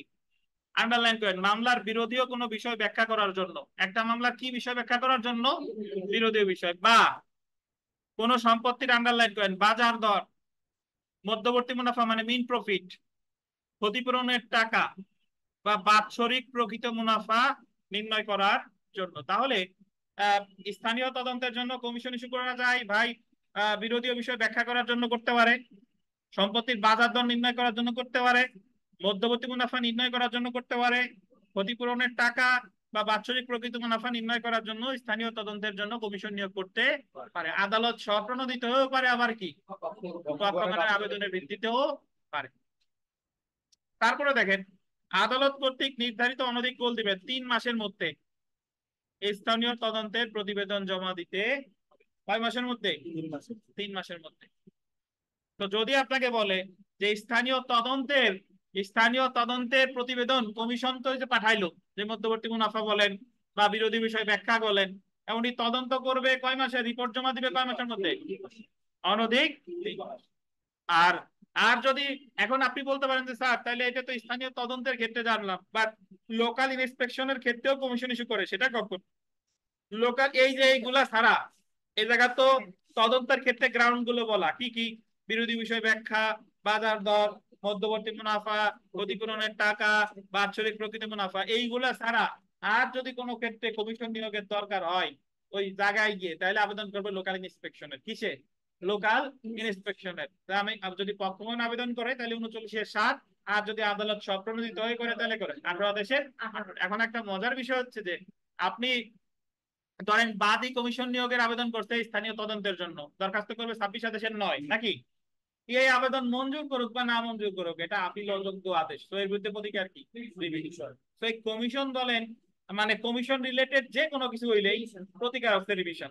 তাতে আবেদন মঞ্জুর হোক আর কি না মঞ্জুর, ওই যে জবানবন্দি গ্রহণের জন্য হোক বা স্থানীয় তদন্তের জন্য হোক বা লোকাল ইন্সপেকশনের জন্য হোক, মঞ্জুর করলেও রিভিশন, আবার কি না মঞ্জুর করলেও রিভিশন। বুঝেন কিনা? আচ্ছা, আর একটা জিনিস, স্থানীয় তদন্তের রিপোর্ট জমা দানের সর্বোচ্চ সময় কত? 3 মাসের। সর্বোচ্চ সময় 3 মাস। কিন্তু লোকাল ইন্সপেকশন বা স্থানীয় পরিদর্শনের রিপোর্টের কোনো নির্দিষ্ট সময় নেই, এটা আদালত নির্ধারিত সময়। এটা কি আদালত নির্ধারিত সময়। তাহলে আমরা দুইটার ভিতরে পার্থক্য পেলাম। আর একটা যে পার্থক্য, সেটা এখন বললে মনে রাখতে পারবেন না, তারপরেও আমি বলি, এটা জেনে রাখা ভালো, পরীক্ষায় আসতেও পারে, যে লোকাল ইনভেস্টিগেশনের আবেদন মানে 26/9 যে আবেদন, এটা আমার দখলে সম্পত্তি থাকতেও পারে, আবার নাও থাকতে পারে, কিন্তু লোকাল ইনস্পেকশন মানে 39/7 বা 18/18 এই দরখাস্তটা যখন আমি করব তখন ওই সম্পত্তিটা আমার দখলে নাই। আমি বাদী হিসেবে যদি স্থানীয় পরিদর্শনে আবেদন করি 39/7, তাইলে আমি দেখাবো ওই সম্পত্তিটা দখলে আছে কার? বিবাদী। কার দখলে আছে? বিবাদী। অর্থাৎ নিজের দখলে থাকলে স্থানীয় তদন্তের আবেদন করা যায়, কিন্তু স্থানীয় পরিদর্শনের আবেদন করা যায় না। স্থানীয় পরিদর্শনের আবেদন করতে হলে দেখাইতে হবে ওই সম্পত্তিটা দখলে আছে কার? আর একজনের দখলে। বুঝতে পারছেন? বিবাদী হোক বা না হোক আমার দখলে নাই। বুঝলেন কিনা? তাই আমি যদি স্থানীয় তদন্তের ক্ষেত্রে সম্পত্তি 26/9 ক্ষেত্রে ওই সম্পত্তিটা কার দখলে আছে না না আছে এটা অপ্রাসঙ্গিক, যে কারো দখলে কি থাকতে পারে, কিন্তু স্থানীয় পরিদর্শনের ক্ষেত্রে ওই সম্পত্তিটা দখলে থাকবে কার?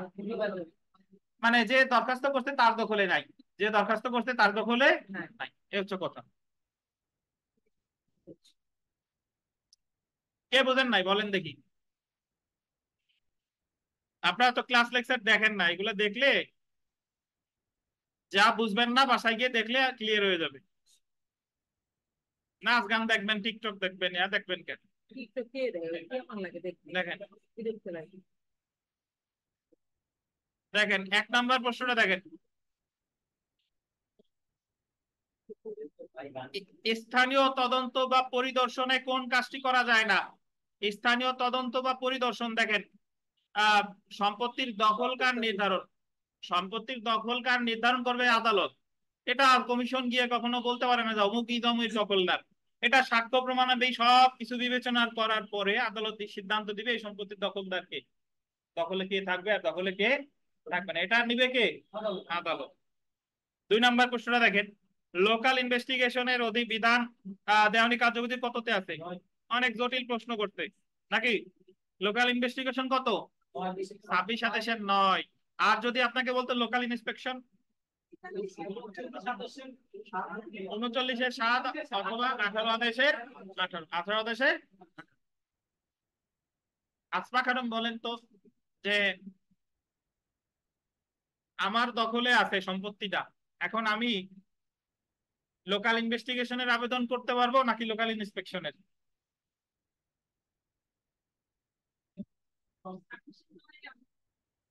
26-9 আর লোকাল ইন্সপেকশন কেন পারবো না?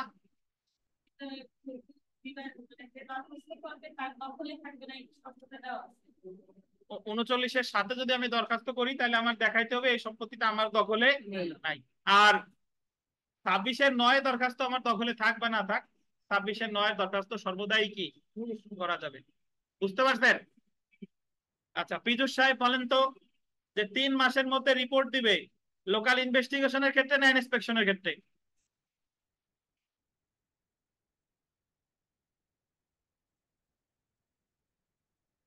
তিন মাসের মধ্যে রিপোর্ট দিবে কমিশন লোকাল ইনভেস্টিগেশন না ইন্সপেকশন?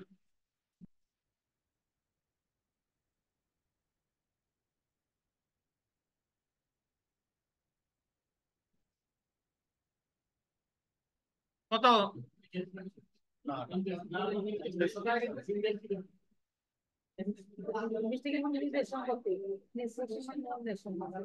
আপনাদের ভালোভাবে বলে দিলাম 3 মাসের মধ্যে লোকাল ইনভেস্টিগেশন, আর ইন্সপেকশনের তো কোনো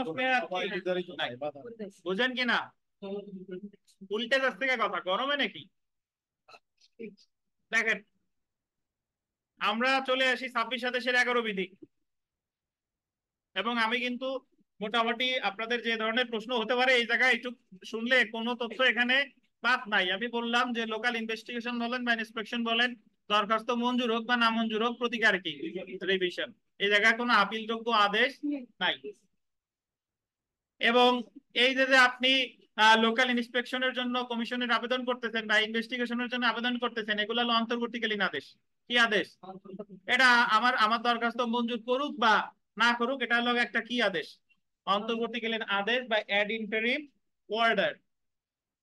আচ্ছা, এবার আমরা দুটা পেলাম। 3 নাম্বারটা দেখেন, 26-11 বিধি, হিসাব পরীক্ষা করার বা সমন্বয় করার জন্য আদালত কমিশন ইস্যু করতে পারে। হিসাব পরীক্ষা করার জন্য বা সমন্বয় করার জন্য দেখেন, দেওয়ানি কার্যবিধির 26-11 নিয়ম অনুসারে কোন মামলার আন্ডারলাইন করবেন হিসাবপত্র পরীক্ষা বা সংশোধন করা প্রয়োজন হলে আদালত যাকে উপযুক্ত মনে করে তার নিকট কমিশন প্রেরণ করে উক্ত হিসাব পরীক্ষা বা সংশোধন করার আদেশ দিতে।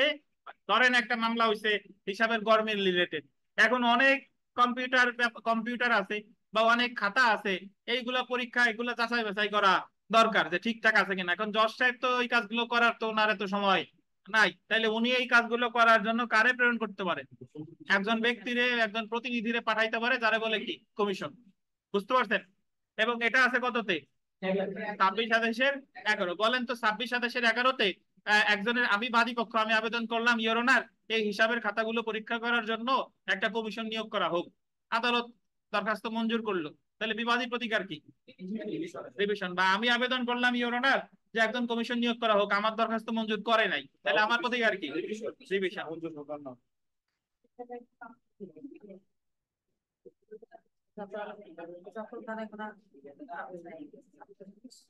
আচ্ছা,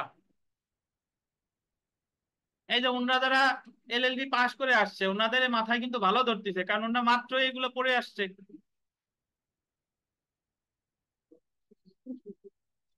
দেখেন মুখ সাহায্য করতেছে, ভাবতেছে এই কি কয়। দেখেন দেখেন, আচ্ছা দেখেন দেখেন 26-13 বিধি, সম্পত্তি পাটরার জন্য commission, commission to make partition, commission to make partition. তাহলে আমরা 3টা অলরেডি পেয়ে গেছি। প্রথমটা ছিল জবানবন্দি গ্রহণের জন্য 26-1 থেকে 8, তারপর ছিল স্থানীয় তদন্ত 26-9, তারপর ছিল হিসাবের খাতা পরীক্ষা 26-11, এবং এখন যেটা পাবো সেটা হচ্ছে সম্পত্তি বাটোয়ারার জন্য, এটা কত? 26-13, বাট অ্যাকচুয়ালি আছে 13 আর 14, 13 আর 14। দেখেন দেওয়ানি কার্যবিধির 26 আদেশের গোল দিবেন 13 ও 14 নিয়ম অনুসারে যদি সম্পত্তি বাটোয়ারার জন্য আন্ডারলাইন করেন প্রাথমিক ডিগ্রি প্রদত্ত হয়ে থাকে এবং বিষয়টি যদি দেওয়ানি কার্যবিধির এটা আন্ডারলাইন করেন 54 ধারার আওতায় না পড়ে 54 ধারার আওতায় না পড়ে তবে আদালত যাকে উপযুক্ত মনে করে তার নিকট কমিশন প্রেরণ করে প্রাথমিক ডিগ্রিতে বর্ণিত শর্ত অনুসারে সম্পত্তিটি বাটোয়ারা করাবে। শুনেন, সম্পত্তি বলতেছে আমাদের 54 ধারায় বলছে যে রাজস্ব প্রদানকারী ভূমির ক্ষেত্রে সম্পত্তি বাটোয়ারার দায়িত্ব জেলা কালেক্টরের, মানে ডিসি সাহেবের। কার? রাজস্ব প্রদানকারী ভূমির ক্ষেত্রে সম্পত্তি বাটোয়ারার দায়িত্ব কার? জেলা। যদি কোনো বাটোয়ারা 54 ধারার আওতায় না পড়ে, মানে ডিসি সাহেব যদি বাটোয়ারা না করে, তাহলে সেই ক্ষেত্রে আদালত 26 আদেশের 13 এবং 14 বিধিতে কমিশন নিয়োগ করে ওই সম্পত্তিটা কি করবে? বাটোয়ারা করবে। অর্থাৎ 54 ধারার অধীনে যদি সম্পত্তি বাটোয়ারা করা যায় তাহলে কিন্তু 26 আদেশের 13 14তে কোনো আদেশ দিবে না। যদি 54 ধারার অধীনে সম্পত্তিটা বাটোয়ারা করা না যায় সেই ক্ষেত্রেই আপনার কমিশন নিয়োগ করবে বাটোয়ারার জন্য 26 আদেশের কততে? 13 ও 14। এই 13 14তে যদি কমিশন নিয়োগ করে বা না করে প্রতিকার কি? প্রতিকার কি বলেন? ঠিক আছে, তাহলে এই হচ্ছে মোটামুটি আমাদের 4টা ক্ষেত্রে কমিশন নিয়োগ করতে পারে।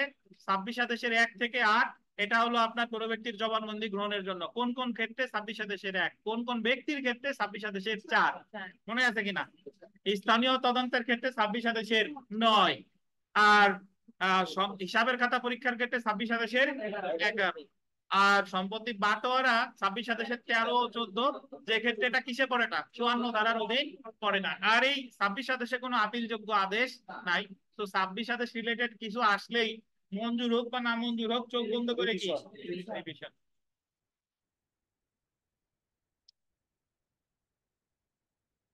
আমরা বিগত বছরের প্রশ্ন চলে আসি। দেখেন,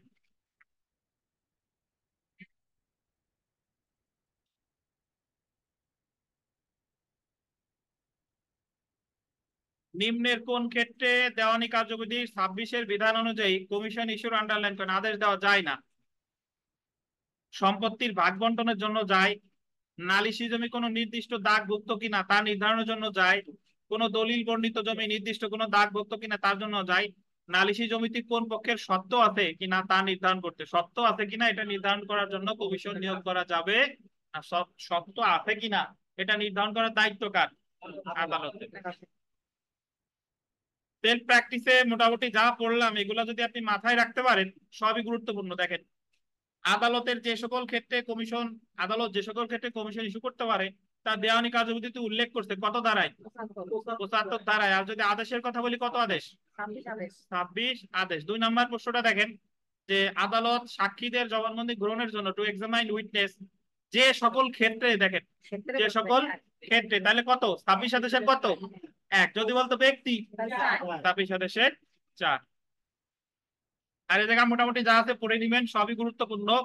6 নাম্বার প্রশ্নটা দেখেন। 6 নাম্বার যে বাংলাদেশের বাইরে বসবাস করে এমন কোন ব্যক্তির জবানবন্দি গ্রহণের জন্য আদালত কমিশন ইস্যু করতে পারে, এটা আমরা পড়ি নাই। দেখেন 26 আদেশের কত? 5 বিধি বলতে এটা বাংলাদেশের বাইরে। বাংলাদেশের বাইরে শব্দটা গোল্ডেন 4টে স্টার দেন। অর্থাৎ বাংলাদেশের বাইরে উগান্ডায় আছে, তারও জবানবন্দি গ্রহণের জন্য কমিশন ইস্যু করতে পারে। 26 আদেশের কততে? 5-এ।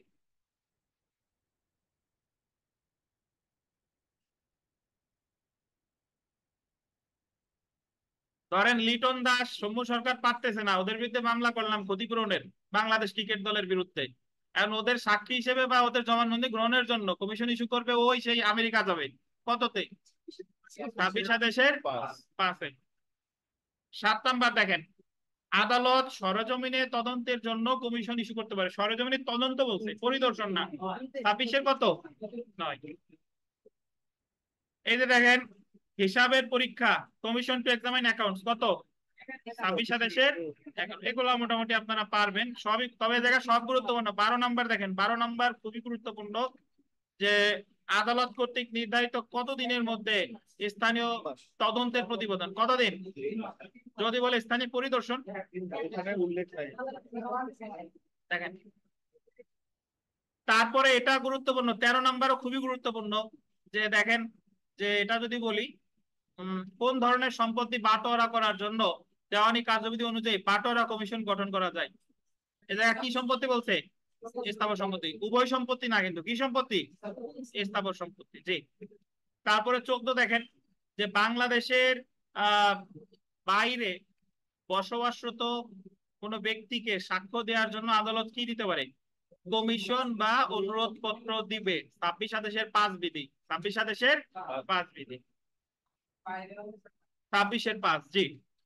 তারপরটা দেখেন সম্পত্তি বাটোয়ারা সম্পর্কে আদালতকে রিপোর্ট দিতে হবে। বাটোয়ারা সম্পর্কে আদালতে রিপোর্ট দিতে হবে কত? 3 মাস। তাহলে আমি জানলাম যে 26 আদেশের 9-ও 3 মাস, আবার বাটোয়ারা সম্পর্কে রিপোর্ট দিবে, এটাও কত? 3 মাস। বাটোয়ারা সম্পর্কে রিপোর্ট দিব 3 মাস, আবার 26 আদেশের 9 স্থানীয় তদন্তের রিপোর্ট দিবে, এটাও কয় মাস? 3 মাস। সো 26 আদেশ বা কমিশন নিয়ে আপনাদের কোনো প্রশ্ন আছে কিনা? অনলাইনে যারা আছেন আপনারা তো মোটামুটি বোবা সাক্ষীর ভূমিকায় আছেন, যদি কোনো প্রশ্ন আছে কিনা?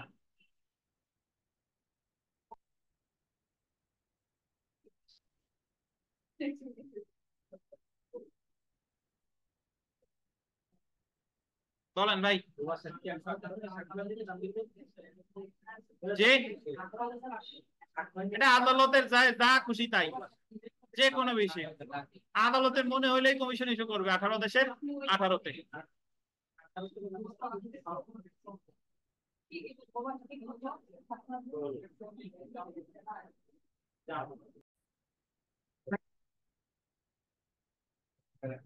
তো আমরা নামাজের বিরতির পরে শুরু করতেছি। দেখেন আমরা এখন পড়বো, আজকে আমরা বেশ কয়েকটা আদেশ পড়ছি। দেখেন প্রথমে পড়লাম 32 আদেশ, ওই যে নেক্সট ফ্রেন্ড। তারপরে পড়লাম 33 আদেশ নিঃস্ব ব্যক্তি। তারপরে পড়ছি 35 আদেশ ইন্টারপ্লিটার সুট। তারপরে পড়ছি 26 আদেশ আপনার কমিশন। আর এখন পড়বো আদেশ 38। আদেশ 38 এটা দেখেন রায়ের পূর্বে গ্রেফতার আর রায়ের পূর্বে ক্রোক। এটা দেখেন আমরা যখন, যেহেতু আমরা 21 আদেশ পড়ে এসেছি, আমরা জানি যে একটা মামলায় যখন যার পক্ষে ডিক্রি হয় সে হচ্ছে কে? ডিক্রিদার। আর যার বিপক্ষে ডিক্রি হয় সে হচ্ছে কি? তাই। তো যখন ডিক্রিদার জারি মামলা করে, কারণ ডিক্রির ফল ভোগ করার জন্য তো তাকে আবার আর একটা আবেদন করতে হয়, যেটাকে বলে কি? জারি মামলা। তো জারি মামলা করলে আদালত 5টি উপায়ে, 5টা পদ্ধতিতে, 51 ধারায় বলছে যে 5টা পদ্ধতিতে ডিক্রি জারি কার্যক্রম করতে পারে। 5টা পদ্ধতি আপনাদের মনে আছে কিনা 51 ধারায়? একটা ছিল হচ্ছে আপনার কোন সম্পত্তি অর্পণের মাধ্যমে তার দাবিদারকে অর্পণ করবে আর কি, দখল গ্রহণ করে দাবিদারকে অর্পণ। আর একটা ছিল কোন সম্পত্তি ক্রয় বা বিক্রয়। আর একটা ছিল গ্রেফতারের মাধ্যমে। আর একটা ছিল রিসিভার নিয়োগের মাধ্যমে। এছাড়া কি অন্য কোনো মাধ্যমে? তাহলে দেখেন যদি আপনাকে বলে যে রায়ের পরে সম্পত্তি ক্রোক বা কাউকে গ্রেফতার করে, রায়ের পরে তো ডেফিনেটলি ডিক্রি জারির মামলায়, অবশ্যই কি ডিক্রি জারির মামলায়, তখন রায়ের পরে ক্রোক করা যৌক্তিক, কারণ রায়ের পরে বোঝা যায় কে জিতছে আর কে হারছে। বুঝেন কিনা? যে হারছে তারাই তো হয় গ্রেফতার করবে, আর না হলে তার সম্পত্তি কি করবে? ক্রোক করবে। আর গ্রেফতারের ক্ষেত্রে আমাদের মনে থাকার কথা যে 50 টাকা পর্যন্ত হলে 6 সপ্তাহ, আর 50 টাকার বেশি হইলে কি? মনে আছে কিনা? আপনার একটু মনে করাই দিলাম। আচ্ছা, এখন আমাদের একটা দেওয়ানি মামলার ক্ষেত্রে অনেক সময় এমন পরিস্থিতির সৃষ্টি হয় যে যখন একটা মামলা চলমান অবস্থায় তখনই গ্রেফতারের প্রয়োজন হতে পারে, তখনই কাউকে আটকের প্রয়োজন হতে পারে, বা কারো সম্পত্তি ক্রোকের প্রয়োজন হতে পারে। এখন আপনি বলতে পারেন যে স্যার তাহলে তো কেউ জিতলই না কেউ হারলই না, এখন গ্রেফতার কেন করবে বা এখন আটক কেন করবে বা এখন কেন সম্পত্তি ক্রোক করবে? একটা কারণ আছে। কারণ আছে কেন? একটু শুনেন। যদি এইভাবে চিন্তা করেন যে আরিফ সাহেব একটা মামলা করছে, 5 লক্ষ টাকার মামলা, উনি 5 লাখ টাকা পাবে তানবীরের কাছে। এখন উনি অর্থের মামলা দায়ের করলো, অর্থের মামলা দায়ের করার বিচার চলমান আছে। এমন সময় তানবীর এই মামলায় হেরে যাওয়ার আশঙ্কায়, তানবীর মামলার বিবাদী না, তানবীর হেরে যাওয়ার আশঙ্কায় তানবীরের 1 খণ্ড জমি আছে, তো তানবীর এটা বিক্রি করে ফেলছে।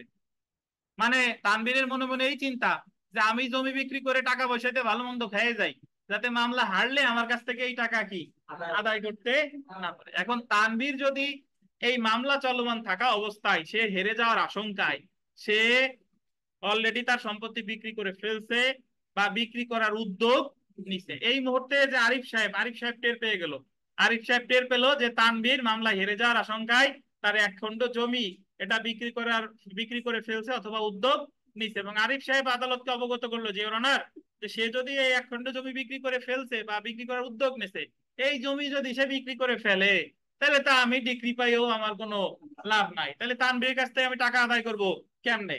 তাই ইওর অনার তানভীরকে গ্রেফতার করা হোক মামলা চলমান থাকা অবস্থায়, তার অথবা তার সম্পত্তি কি করা হোক, ক্রোক করা হোক। বুঝেন কিনা? আপনাদের প্রেক্ষাপটটা বুঝাইলাম। তার মানে কি বোঝা গেল, যে মামলায় হেরে যাওয়ার আশঙ্কায় বিবাদী যদি তার তার যদি কোনো সম্পত্তি কি করে, বিক্রি করে ফেলে অথবা বিক্রি করার কি উদ্যোগ নেয়, তখন বাদী আবেদন করবে বিবাদীকে গ্রেফতারের জন্য রায়ের পূর্বে। মানে এখনো কি রায় হয়েছে? হয় নাই। রায়ের পূর্বে বিবাদীকে গ্রেফতারের জন্য অথবা রায়ের পূর্বে বিবাদীর সম্পত্তি কি ক্রোকের জন্য। তাহলে আপনাকে যদি এইভাবে বলে যে রায়ের পূর্বে গ্রেফতার আছে কত আদেশে, কত আদেশ? 38 আদেশ। আর যদি বলে রায়ের পরে গ্রেফতার বা ক্রোক, রায়ের পরে কত আদেশ? 21 আদেশ। বুঝতে পারছেন? রায়ের পরে মানে হচ্ছে কি জারি মামলায়, জারি মামলায়। আর রায়ের পূর্বে মানে, রায়ের পূর্বে হচ্ছে কখন? 38 আদেশ। অর্থাৎ যখন বিবাদী মামলায় হেরে যাওয়ার আশঙ্কায় তার সম্পত্তি বিক্রি করে ফেলছে বা বিক্রি করার উদ্যোগ নিছে অথবা নিজে পলায় চলে গেছে বা পালানোর উদ্যোগ নিছে, তখন বাদী আদালতে আবেদন করতে পারে বিবাদীকে গ্রেফতার করা হোক বা আটক করা হোক বা বিবাদীর সম্পত্তি ক্রোক করা হোক। এবং এই যে রায়ের পূর্বে গ্রেফতার বা আটক, এই সম্পর্কে আলোচনা করতে কত আদেশে, কত আদেশ? 38 আদেশ। ধন্যবাদ। এখন আমরা একটু পড়বো, দেখেন।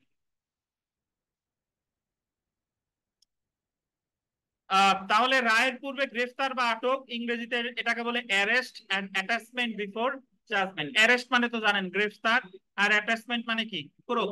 কোড়ক না কিন্তু, কি অনেকে আপনারা বলে কোড়ক, কোড়ক কোড়ক, কোড়ক না, কি হবে কোড়ক। আচ্ছা দেখেন, আইনের সাধারণ নিয়ম হলো আদালত রায় প্রদান করলে, আন্ডারলাইন করেন, ডিক্রি বাস্তবায়ন করতে দায়ীকে গ্রেফতার করা হতে পারে বা তার সম্পত্তি ক্রোক করা হতে পারে। গোল্ডেন আদেশ কত? 21। মানে যে জিতবে সে তো তার জিতার ফল ভোগ করার জন্য দায়ীকের সম্পত্তি ক্রোক করা হবে বা দায়ীকে গ্রেফতার করা হবে। 21 আদেশ সেই কথাই বলছে। কিন্তু অনেক ক্ষেত্রে রায় প্রদানের পূর্বে গোল দিবেন বিবাদীকে গ্রেফতার করার প্রয়োজন হতে পারে বা তার সম্পত্তি ক্রোক করা প্রয়োজন হতে পারে, যেন ডিক্রির ফলে বাদী যে প্রতিকারটি পেতে পারে তা কার্যকর করতে, আন্ডারলাইন করেন, বিবাদী বিলম্ব করতে না পারে বা উক্ত ডিক্রি কার্যকর করা যাবে না এমন কোন কাজ করা হতে বিবাদীকে বিরত রাখতে। তারপরে দেখেন, এটা করতে 38 আদেশে গোল দিবেন দুই ধরনের আদেশ দিতে পারে। দুই ধরনের আদেশ, 38 আদেশে দুই ধরনের আদেশ দিতে পারে। একটা দেখেন, রায়ের পূর্বে গ্রেফতার বা আটক। গ্রেফতারের পাশে একটু লিখতে পারেন আটক।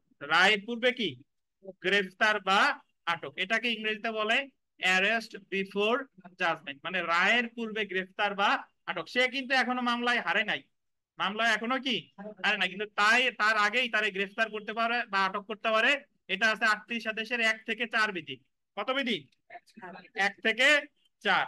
এবং তারপরেরটা দেখেন, রায়ের পূর্বে ক্রোক বা অ্যাটাচমেন্ট বিফোর জাজমেন্ট, এটা আছে 38 আদেশের 5 থেকে 13। লেখেন 5 থেকে 13, 1 থেকে 13 না, কি হবে? 5 থেকে 13। আচ্ছা 5 থেকে 13 হবে, 5 থেকে 13। তো যদি আপনাকে বলে যে রায়ের পূর্বে গ্রেফতার বা আটক, এটা 38 আদেশের কত? 1 থেকে 4। আর যদি আপনাকে বলে রায়ের পূর্বে ক্রোক, তাহলে 38 আদেশের কত? 5 থেকে 13। আচ্ছা ধন্যবাদ। এবার আমরা চলে আসি, দেখেন আমরা প্রথমে পড়বো রায়ের পূর্বে গ্রেফতার। আদেশ 38 বিধি 1 থেকে 4, রায়ের পূর্বে গ্রেফতার বা অ্যারেস্ট বিফোর জাজমেন্ট। দেখেন 38 আদেশের দেওয়ানি কার্যবিধির আন্ডারলাইন করেন, 38 আদেশের গোল দিবেন 4 বিধির অধীন আদালত গোল দিবেন অর্থের মকদ্দমায়। গোল দেন কি মামলা? অর্থের মকদ্দমায় রায়ের পূর্বে দেওয়ানি কারাগারে আটকের আদেশ দিতে। এখানে আমরা কয়েকটা জিনিস পেলাম, দেখেন রায়ের পূর্বে গ্রেফতার করে বাদীরে না বিবাদীরে? বিবাদীরে। কোন ধরনের মামলায়? শুধুমাত্র কি মামলা? অর্থের মামলা। 38 আদেশের কত বিধিতে? তো যদি আপনাকে বলে যে শুধুমাত্র অর্থের মামলার ক্ষেত্রে কোনটা করা যায়, রায়ের পূর্বে আটক না ক্রোক, দুইটাই করা যায়। আটক করা যায় কি? দুইটার কথা কি বলছি আমি এখনো? শুধুমাত্র অর্থের মামলা খেললে কোনটা করা যায়?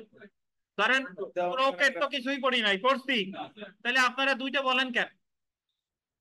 তাহলে আটক করা যায় কখন? রায়ের পূর্বে আটক করবে বা গ্রেফতার করবে শুধুমাত্র অর্থের মামলায়। কি মামলায়? অর্থের মামলা। আপাতত এইটুক জানেন যে রায়ের পূর্বে বিবাদীরে গ্রেফতার করা যায় বা আটক করা যায় কি মামলা? শুধুমাত্র অর্থ আদায়ের মামলা। তাহলে দখল, যদি স্থাবর সম্পত্তি দখল পুনরুদ্ধার বলেন, বন্ধকি সম্পত্তি পুনরুদ্ধার বলেন, চুক্তি প্রবল বলেন, এই সকল মামলায় কি বিবাদীরে রায়ের পূর্বে গ্রেফতার করা যাবে? যাবে না। রায়ের পূর্বে বিবাদীরে গ্রেফতার করা যায় শুধুমাত্র একটাই মামলা। কি মামলা? অর্থের মামলা। কথা ক্লিয়ার? আচ্ছা, এবার দেখেন যে কখন রায়ের পূর্বে গ্রেফতার করবে। দেখেন, বিধি 1 থেকে 4 রায়ের পূর্বে গ্রেফতার। আদালত রায়ের পূর্বে বিবাদীকে গ্রেফতারের আদেশ দিতে পারে যদি বিবাদী বাদীকে, আন্ডারলাইন করবেন, বিলম্বিত করার নিমিত্তে বা আদালত কোনো পরোয়ানা এড়াবানোর লক্ষ্যে কিংবা তার বিরুদ্ধে জারি হতে পারে এরূপ কোনো ডিক্রি জারি ব্যাহত বা বিলম্বিত করার উদ্দেশ্যে বিবাদী, দেখেন আন্ডারলাইন করেন, আত্মগোপন করেছে বা আদালতের আঞ্চলিক সীমানা ত্যাগ করেছে। আত্মগোপন করেছে মানে বুঝেন, একটা অর্থের মামলায় যিনি বিবাদী সে ভাবলো যে কাম তো সারছে, আমার বিরুদ্ধে তো ডিক্রি হবে না, তার আগে পালাই যায়। তাহলে সে যদি আগে অলরেডি কি পালাই চলে গেছে বা পলানো আদালতের সীমানা ত্যাগ করছে, তাহলে বাদী আবেদন করবে কিসের জন্য? রায়ের পূর্বে গ্রেফতারের জন্য। রায়ের পূর্বে গ্রেফতারের জন্য। বাট কি মামলা হতে হবে? অর্থের মামলা। তাহলে মনে রাখেন বাদী ইতিমধ্যে কি পলায় চলে গেছে। আচ্ছা, পরেরটা দেখেন, আত্মগোপন করার বা আদালতের এখতিয়ারে স্থানীয় সীমা ত্যাগ করার গোল দিবেন, উদ্যোগ নিয়েছে। একের সাথে দুইয়ের পার্থক্য কি? একে বলছে ইতিমধ্যে সে পলায় চলে গেছে, আর দুইয়ে বলছে কেবল ওয়েলকাম গাড়িতে উঠছে। ওয়েলকাম গাড়িতে উঠছে এমন সময় মরিয়ম বৈদ্য দেখলো যে আমি তো আর টাকা পাচ্ছি না, এই তো সর্বনাশ হয়ে গেল আমার। তাহলে সেই ক্ষেত্রে যদি পালায় চলে যেত সেই ক্ষেত্রেও গ্রেফতার, আবার কি পালানোর কেবল কি নিচ্ছে? উদ্যোগ নিচ্ছে। সেই ক্ষেত্রেও রায়ের পূর্বে আটক বা গ্রেফতার। বুঝেন কিনা? একটু দাঁড়ান। হ্যাঁ, জিলকত সাহেব। ওয়ালাইকুম আসসালাম। জি, হ্যাঁ বলেন।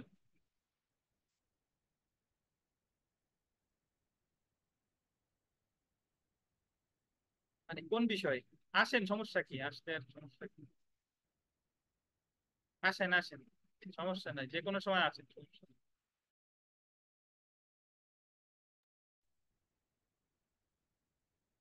আচ্ছা, তাহলে ভাই দেখেন এখানে আমরা যে দুইটা জিনিস পেলাম, অর্থের মামলায় বিবাদী মামলায় হেরে যাওয়ার আশঙ্কায় সে যদি মানে নিজে পলায়ন করে, মানে পালায় চলে গেছে, অথবা পালানোর কি উদ্যোগ নিছে।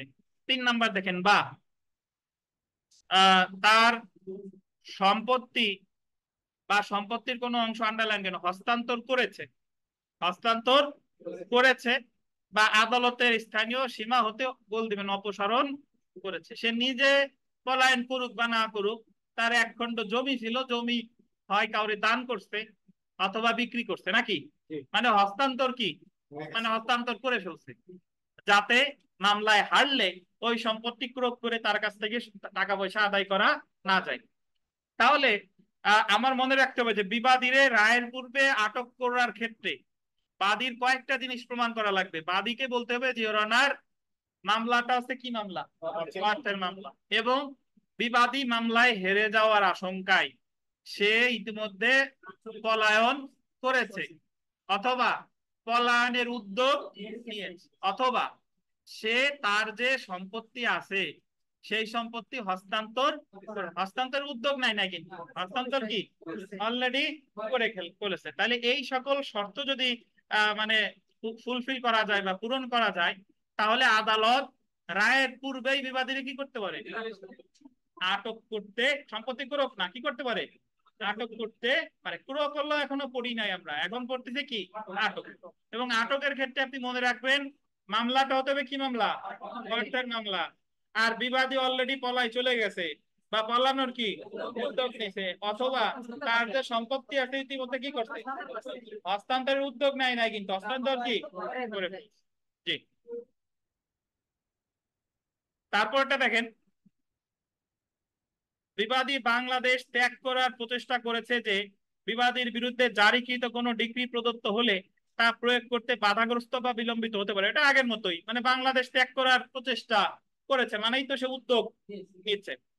এই ক্ষেত্রে দেখেন, সেই ক্ষেত্রে আদালত বিবাদীকে আন্ডারলাইন করেন গ্রেফতারের জন্য পরোয়ানা জারি করতে পারবে, বা কেন তিনি আদালতে হাজির হওয়ার জন্য জামানত প্রদান করবে না তার কারণ দর্শানোর জন্য তাকে আদালতের সম্মুখে আনার আদেশ দিতে পারবে, বা বিবাদী যদি পরোয়ানা জারিকারক কর্মকর্তার নিকট বাদীর জামানত বা দাবিকৃত অর্থ জমা দেন তবে তাকে গ্রেফতার করা যাবে না। আচ্ছা, এখন আপনারা একটু লেখেন, আমি একটু বলি, লেখেন 38 আদেশের এক বিধি, আদেশ 38 বিধি 1, আদেশ 38 বিধি 1, লেখেন কারণ দর্শানো নোটিশ, কারণ দর্শানো নোটিশ।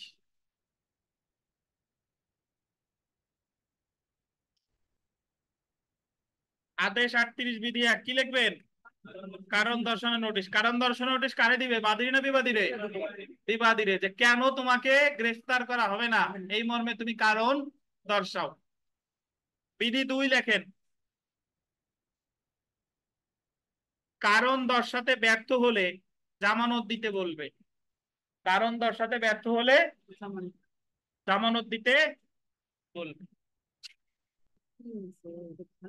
কারণ দর্শ খাবেন, বর্ণসেলে খান, কারণ দর্শাইতে ব্যর্থ হলে জামানত দিতে বলবে, তার খুলে দিই, কারণ দর্শাতে ব্যর্থ হলে জামানত দিতে বলবে। আচ্ছা, তাহলে প্রথমে এক বিধিটা কি বললো, কারণ দর্শানো। যদি কারণ দর্শাতে বলবে কেন, যে আপনাকে কেন গ্রেফতার করা হবে না এই মর্মে আপনি কারণ দর্শান, সে যদি কারণ দর্শাতে ব্যর্থ হয় তাহলে 2 বিধিতে তারা কি বলবে, যে আপনি এত টাকা জামানত দেন। বিধি 3 লেখেন, বিধি 3 লেখেন, জামিনদারের অব্যাহতি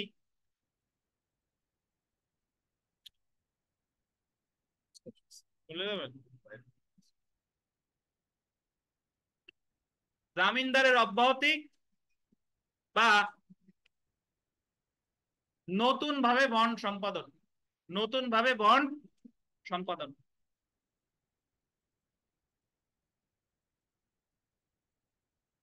বিধি 3 কি লিখলেন, জামিনদারের অব্যাহতি বা নতুন ভাবে বন্ড সম্পাদন।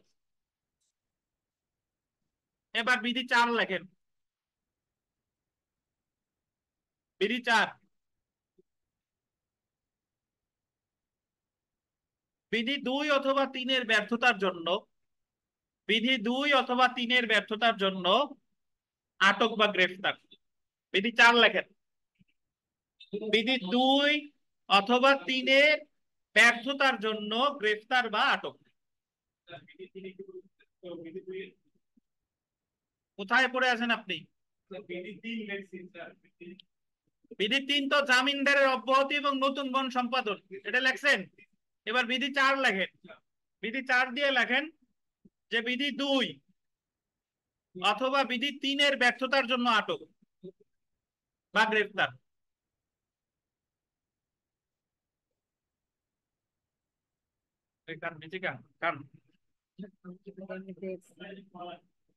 আচ্ছা বলেন, নিচে ফেলবেন না কোষা জানো, তাহলে কিন্তু জরিমানা আছে। বিধি 2 অথবা 3 এর ব্যর্থতার জন্য গ্রেফতার অথবা আটক লেখেন, আমি ব্যাখ্যা দিব। আচ্ছা দেখেন, আমরা প্রথমে পড়ে এসেছি যে রায়ের পূর্বে আটক আছে কত থেকে কত বিধি, 1 থেকে 4, এবং রায়ের পূর্বে আটক করা যায় কারে, বাদীরে না বিবাদীরে, কি মামলায়, অর্থের মামলায়।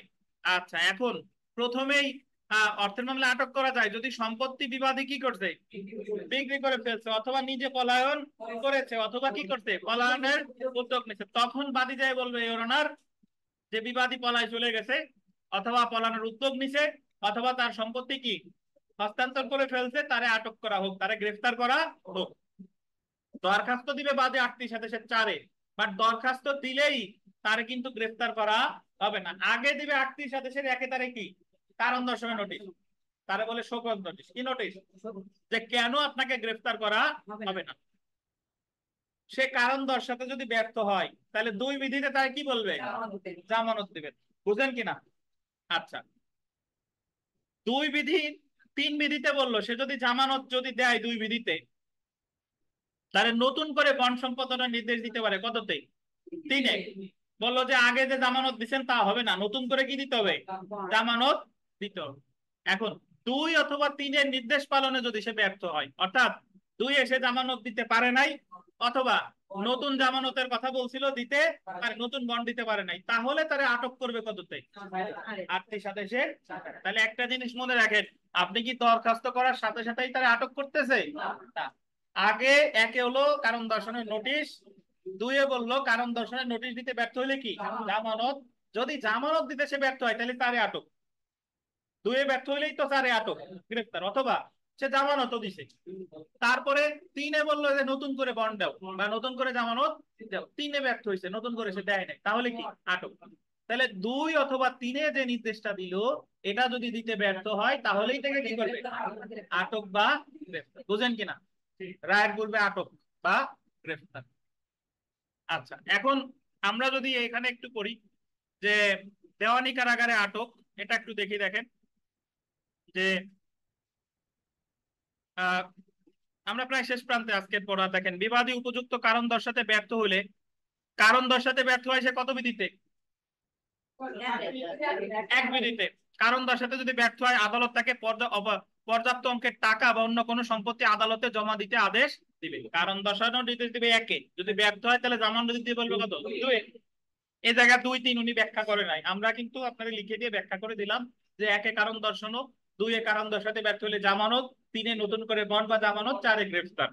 আচ্ছা দেখেন, জামানত দিতে ব্যর্থ হলে মানে সে কিসে ব্যর্থ হয়েছে? 2 নাম্বার বিধি 2-একটা দিতে ব্যর্থ হলে আদালত তাকে গোল দিবেন 6 মাসের বেশি সময়ের জন্য দেওয়ানি কারাগারে আটক আদেশ দিবে। 6 মাসের বেশি? 6 মাসের বেশি। অথবা যদি মকদ্দমার মূল্যমান, আন্ডারলাইন করেন, 50 টাকার বেশি না হয়, অর্থাৎ সর্বোচ্চ 50, সেক্ষেত্রে 6 সপ্তাহের বেশি দেওয়ানি কারাগারে আটকের আদেশ দিবে। তাহলে আপনি মনে রাখবেন, ওই যে ডিক্রি জারিতে মনে আছে যে 50 টাকার বেশি হলে কয় মাস? 6 মাস। আর 50 টাকা সমান নিচে হইলে কত? 6 সপ্তাহ। তাহলে এই জায়গাও বলতে পারে যে রায়ের পূর্বে আপনার সর্বোচ্চ গ্রেফতার করে রাখতে পারে কতদিন?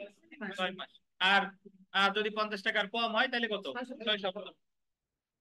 তাহলে রায়ের পূর্বে আটকের এই এই 1 2 3 4 বুঝতেন কিনা? আচ্ছা, এবার জেনে রাখা ভালো, জেনে রাখা ভালো। আর একটু আছে। আচ্ছা, আজকে এই পর্যন্তই থাক। জেনে রাখা ভালো, ক্লাস করুক, আমরা আগামীকাল করব। এখন আপনারা পরীক্ষা দিবেন, যারা যারা অনলাইনে পরীক্ষা দিবেন আমি আপনাদের মেসেঞ্জারে প্রশ্ন দিয়ে দিচ্ছি, পরীক্ষা দিবেন। আর আমাদের ফিজিক্যাল পরীক্ষা এখন শুরু হবে। আর আগামীকাল কিন্তু ফৌজদারি কার্যবিধির 1 থেকে 103 ধারা পর্যন্ত পরীক্ষা আছে, সকলে পড়াশোনা করবেন। ধন্যবাদ।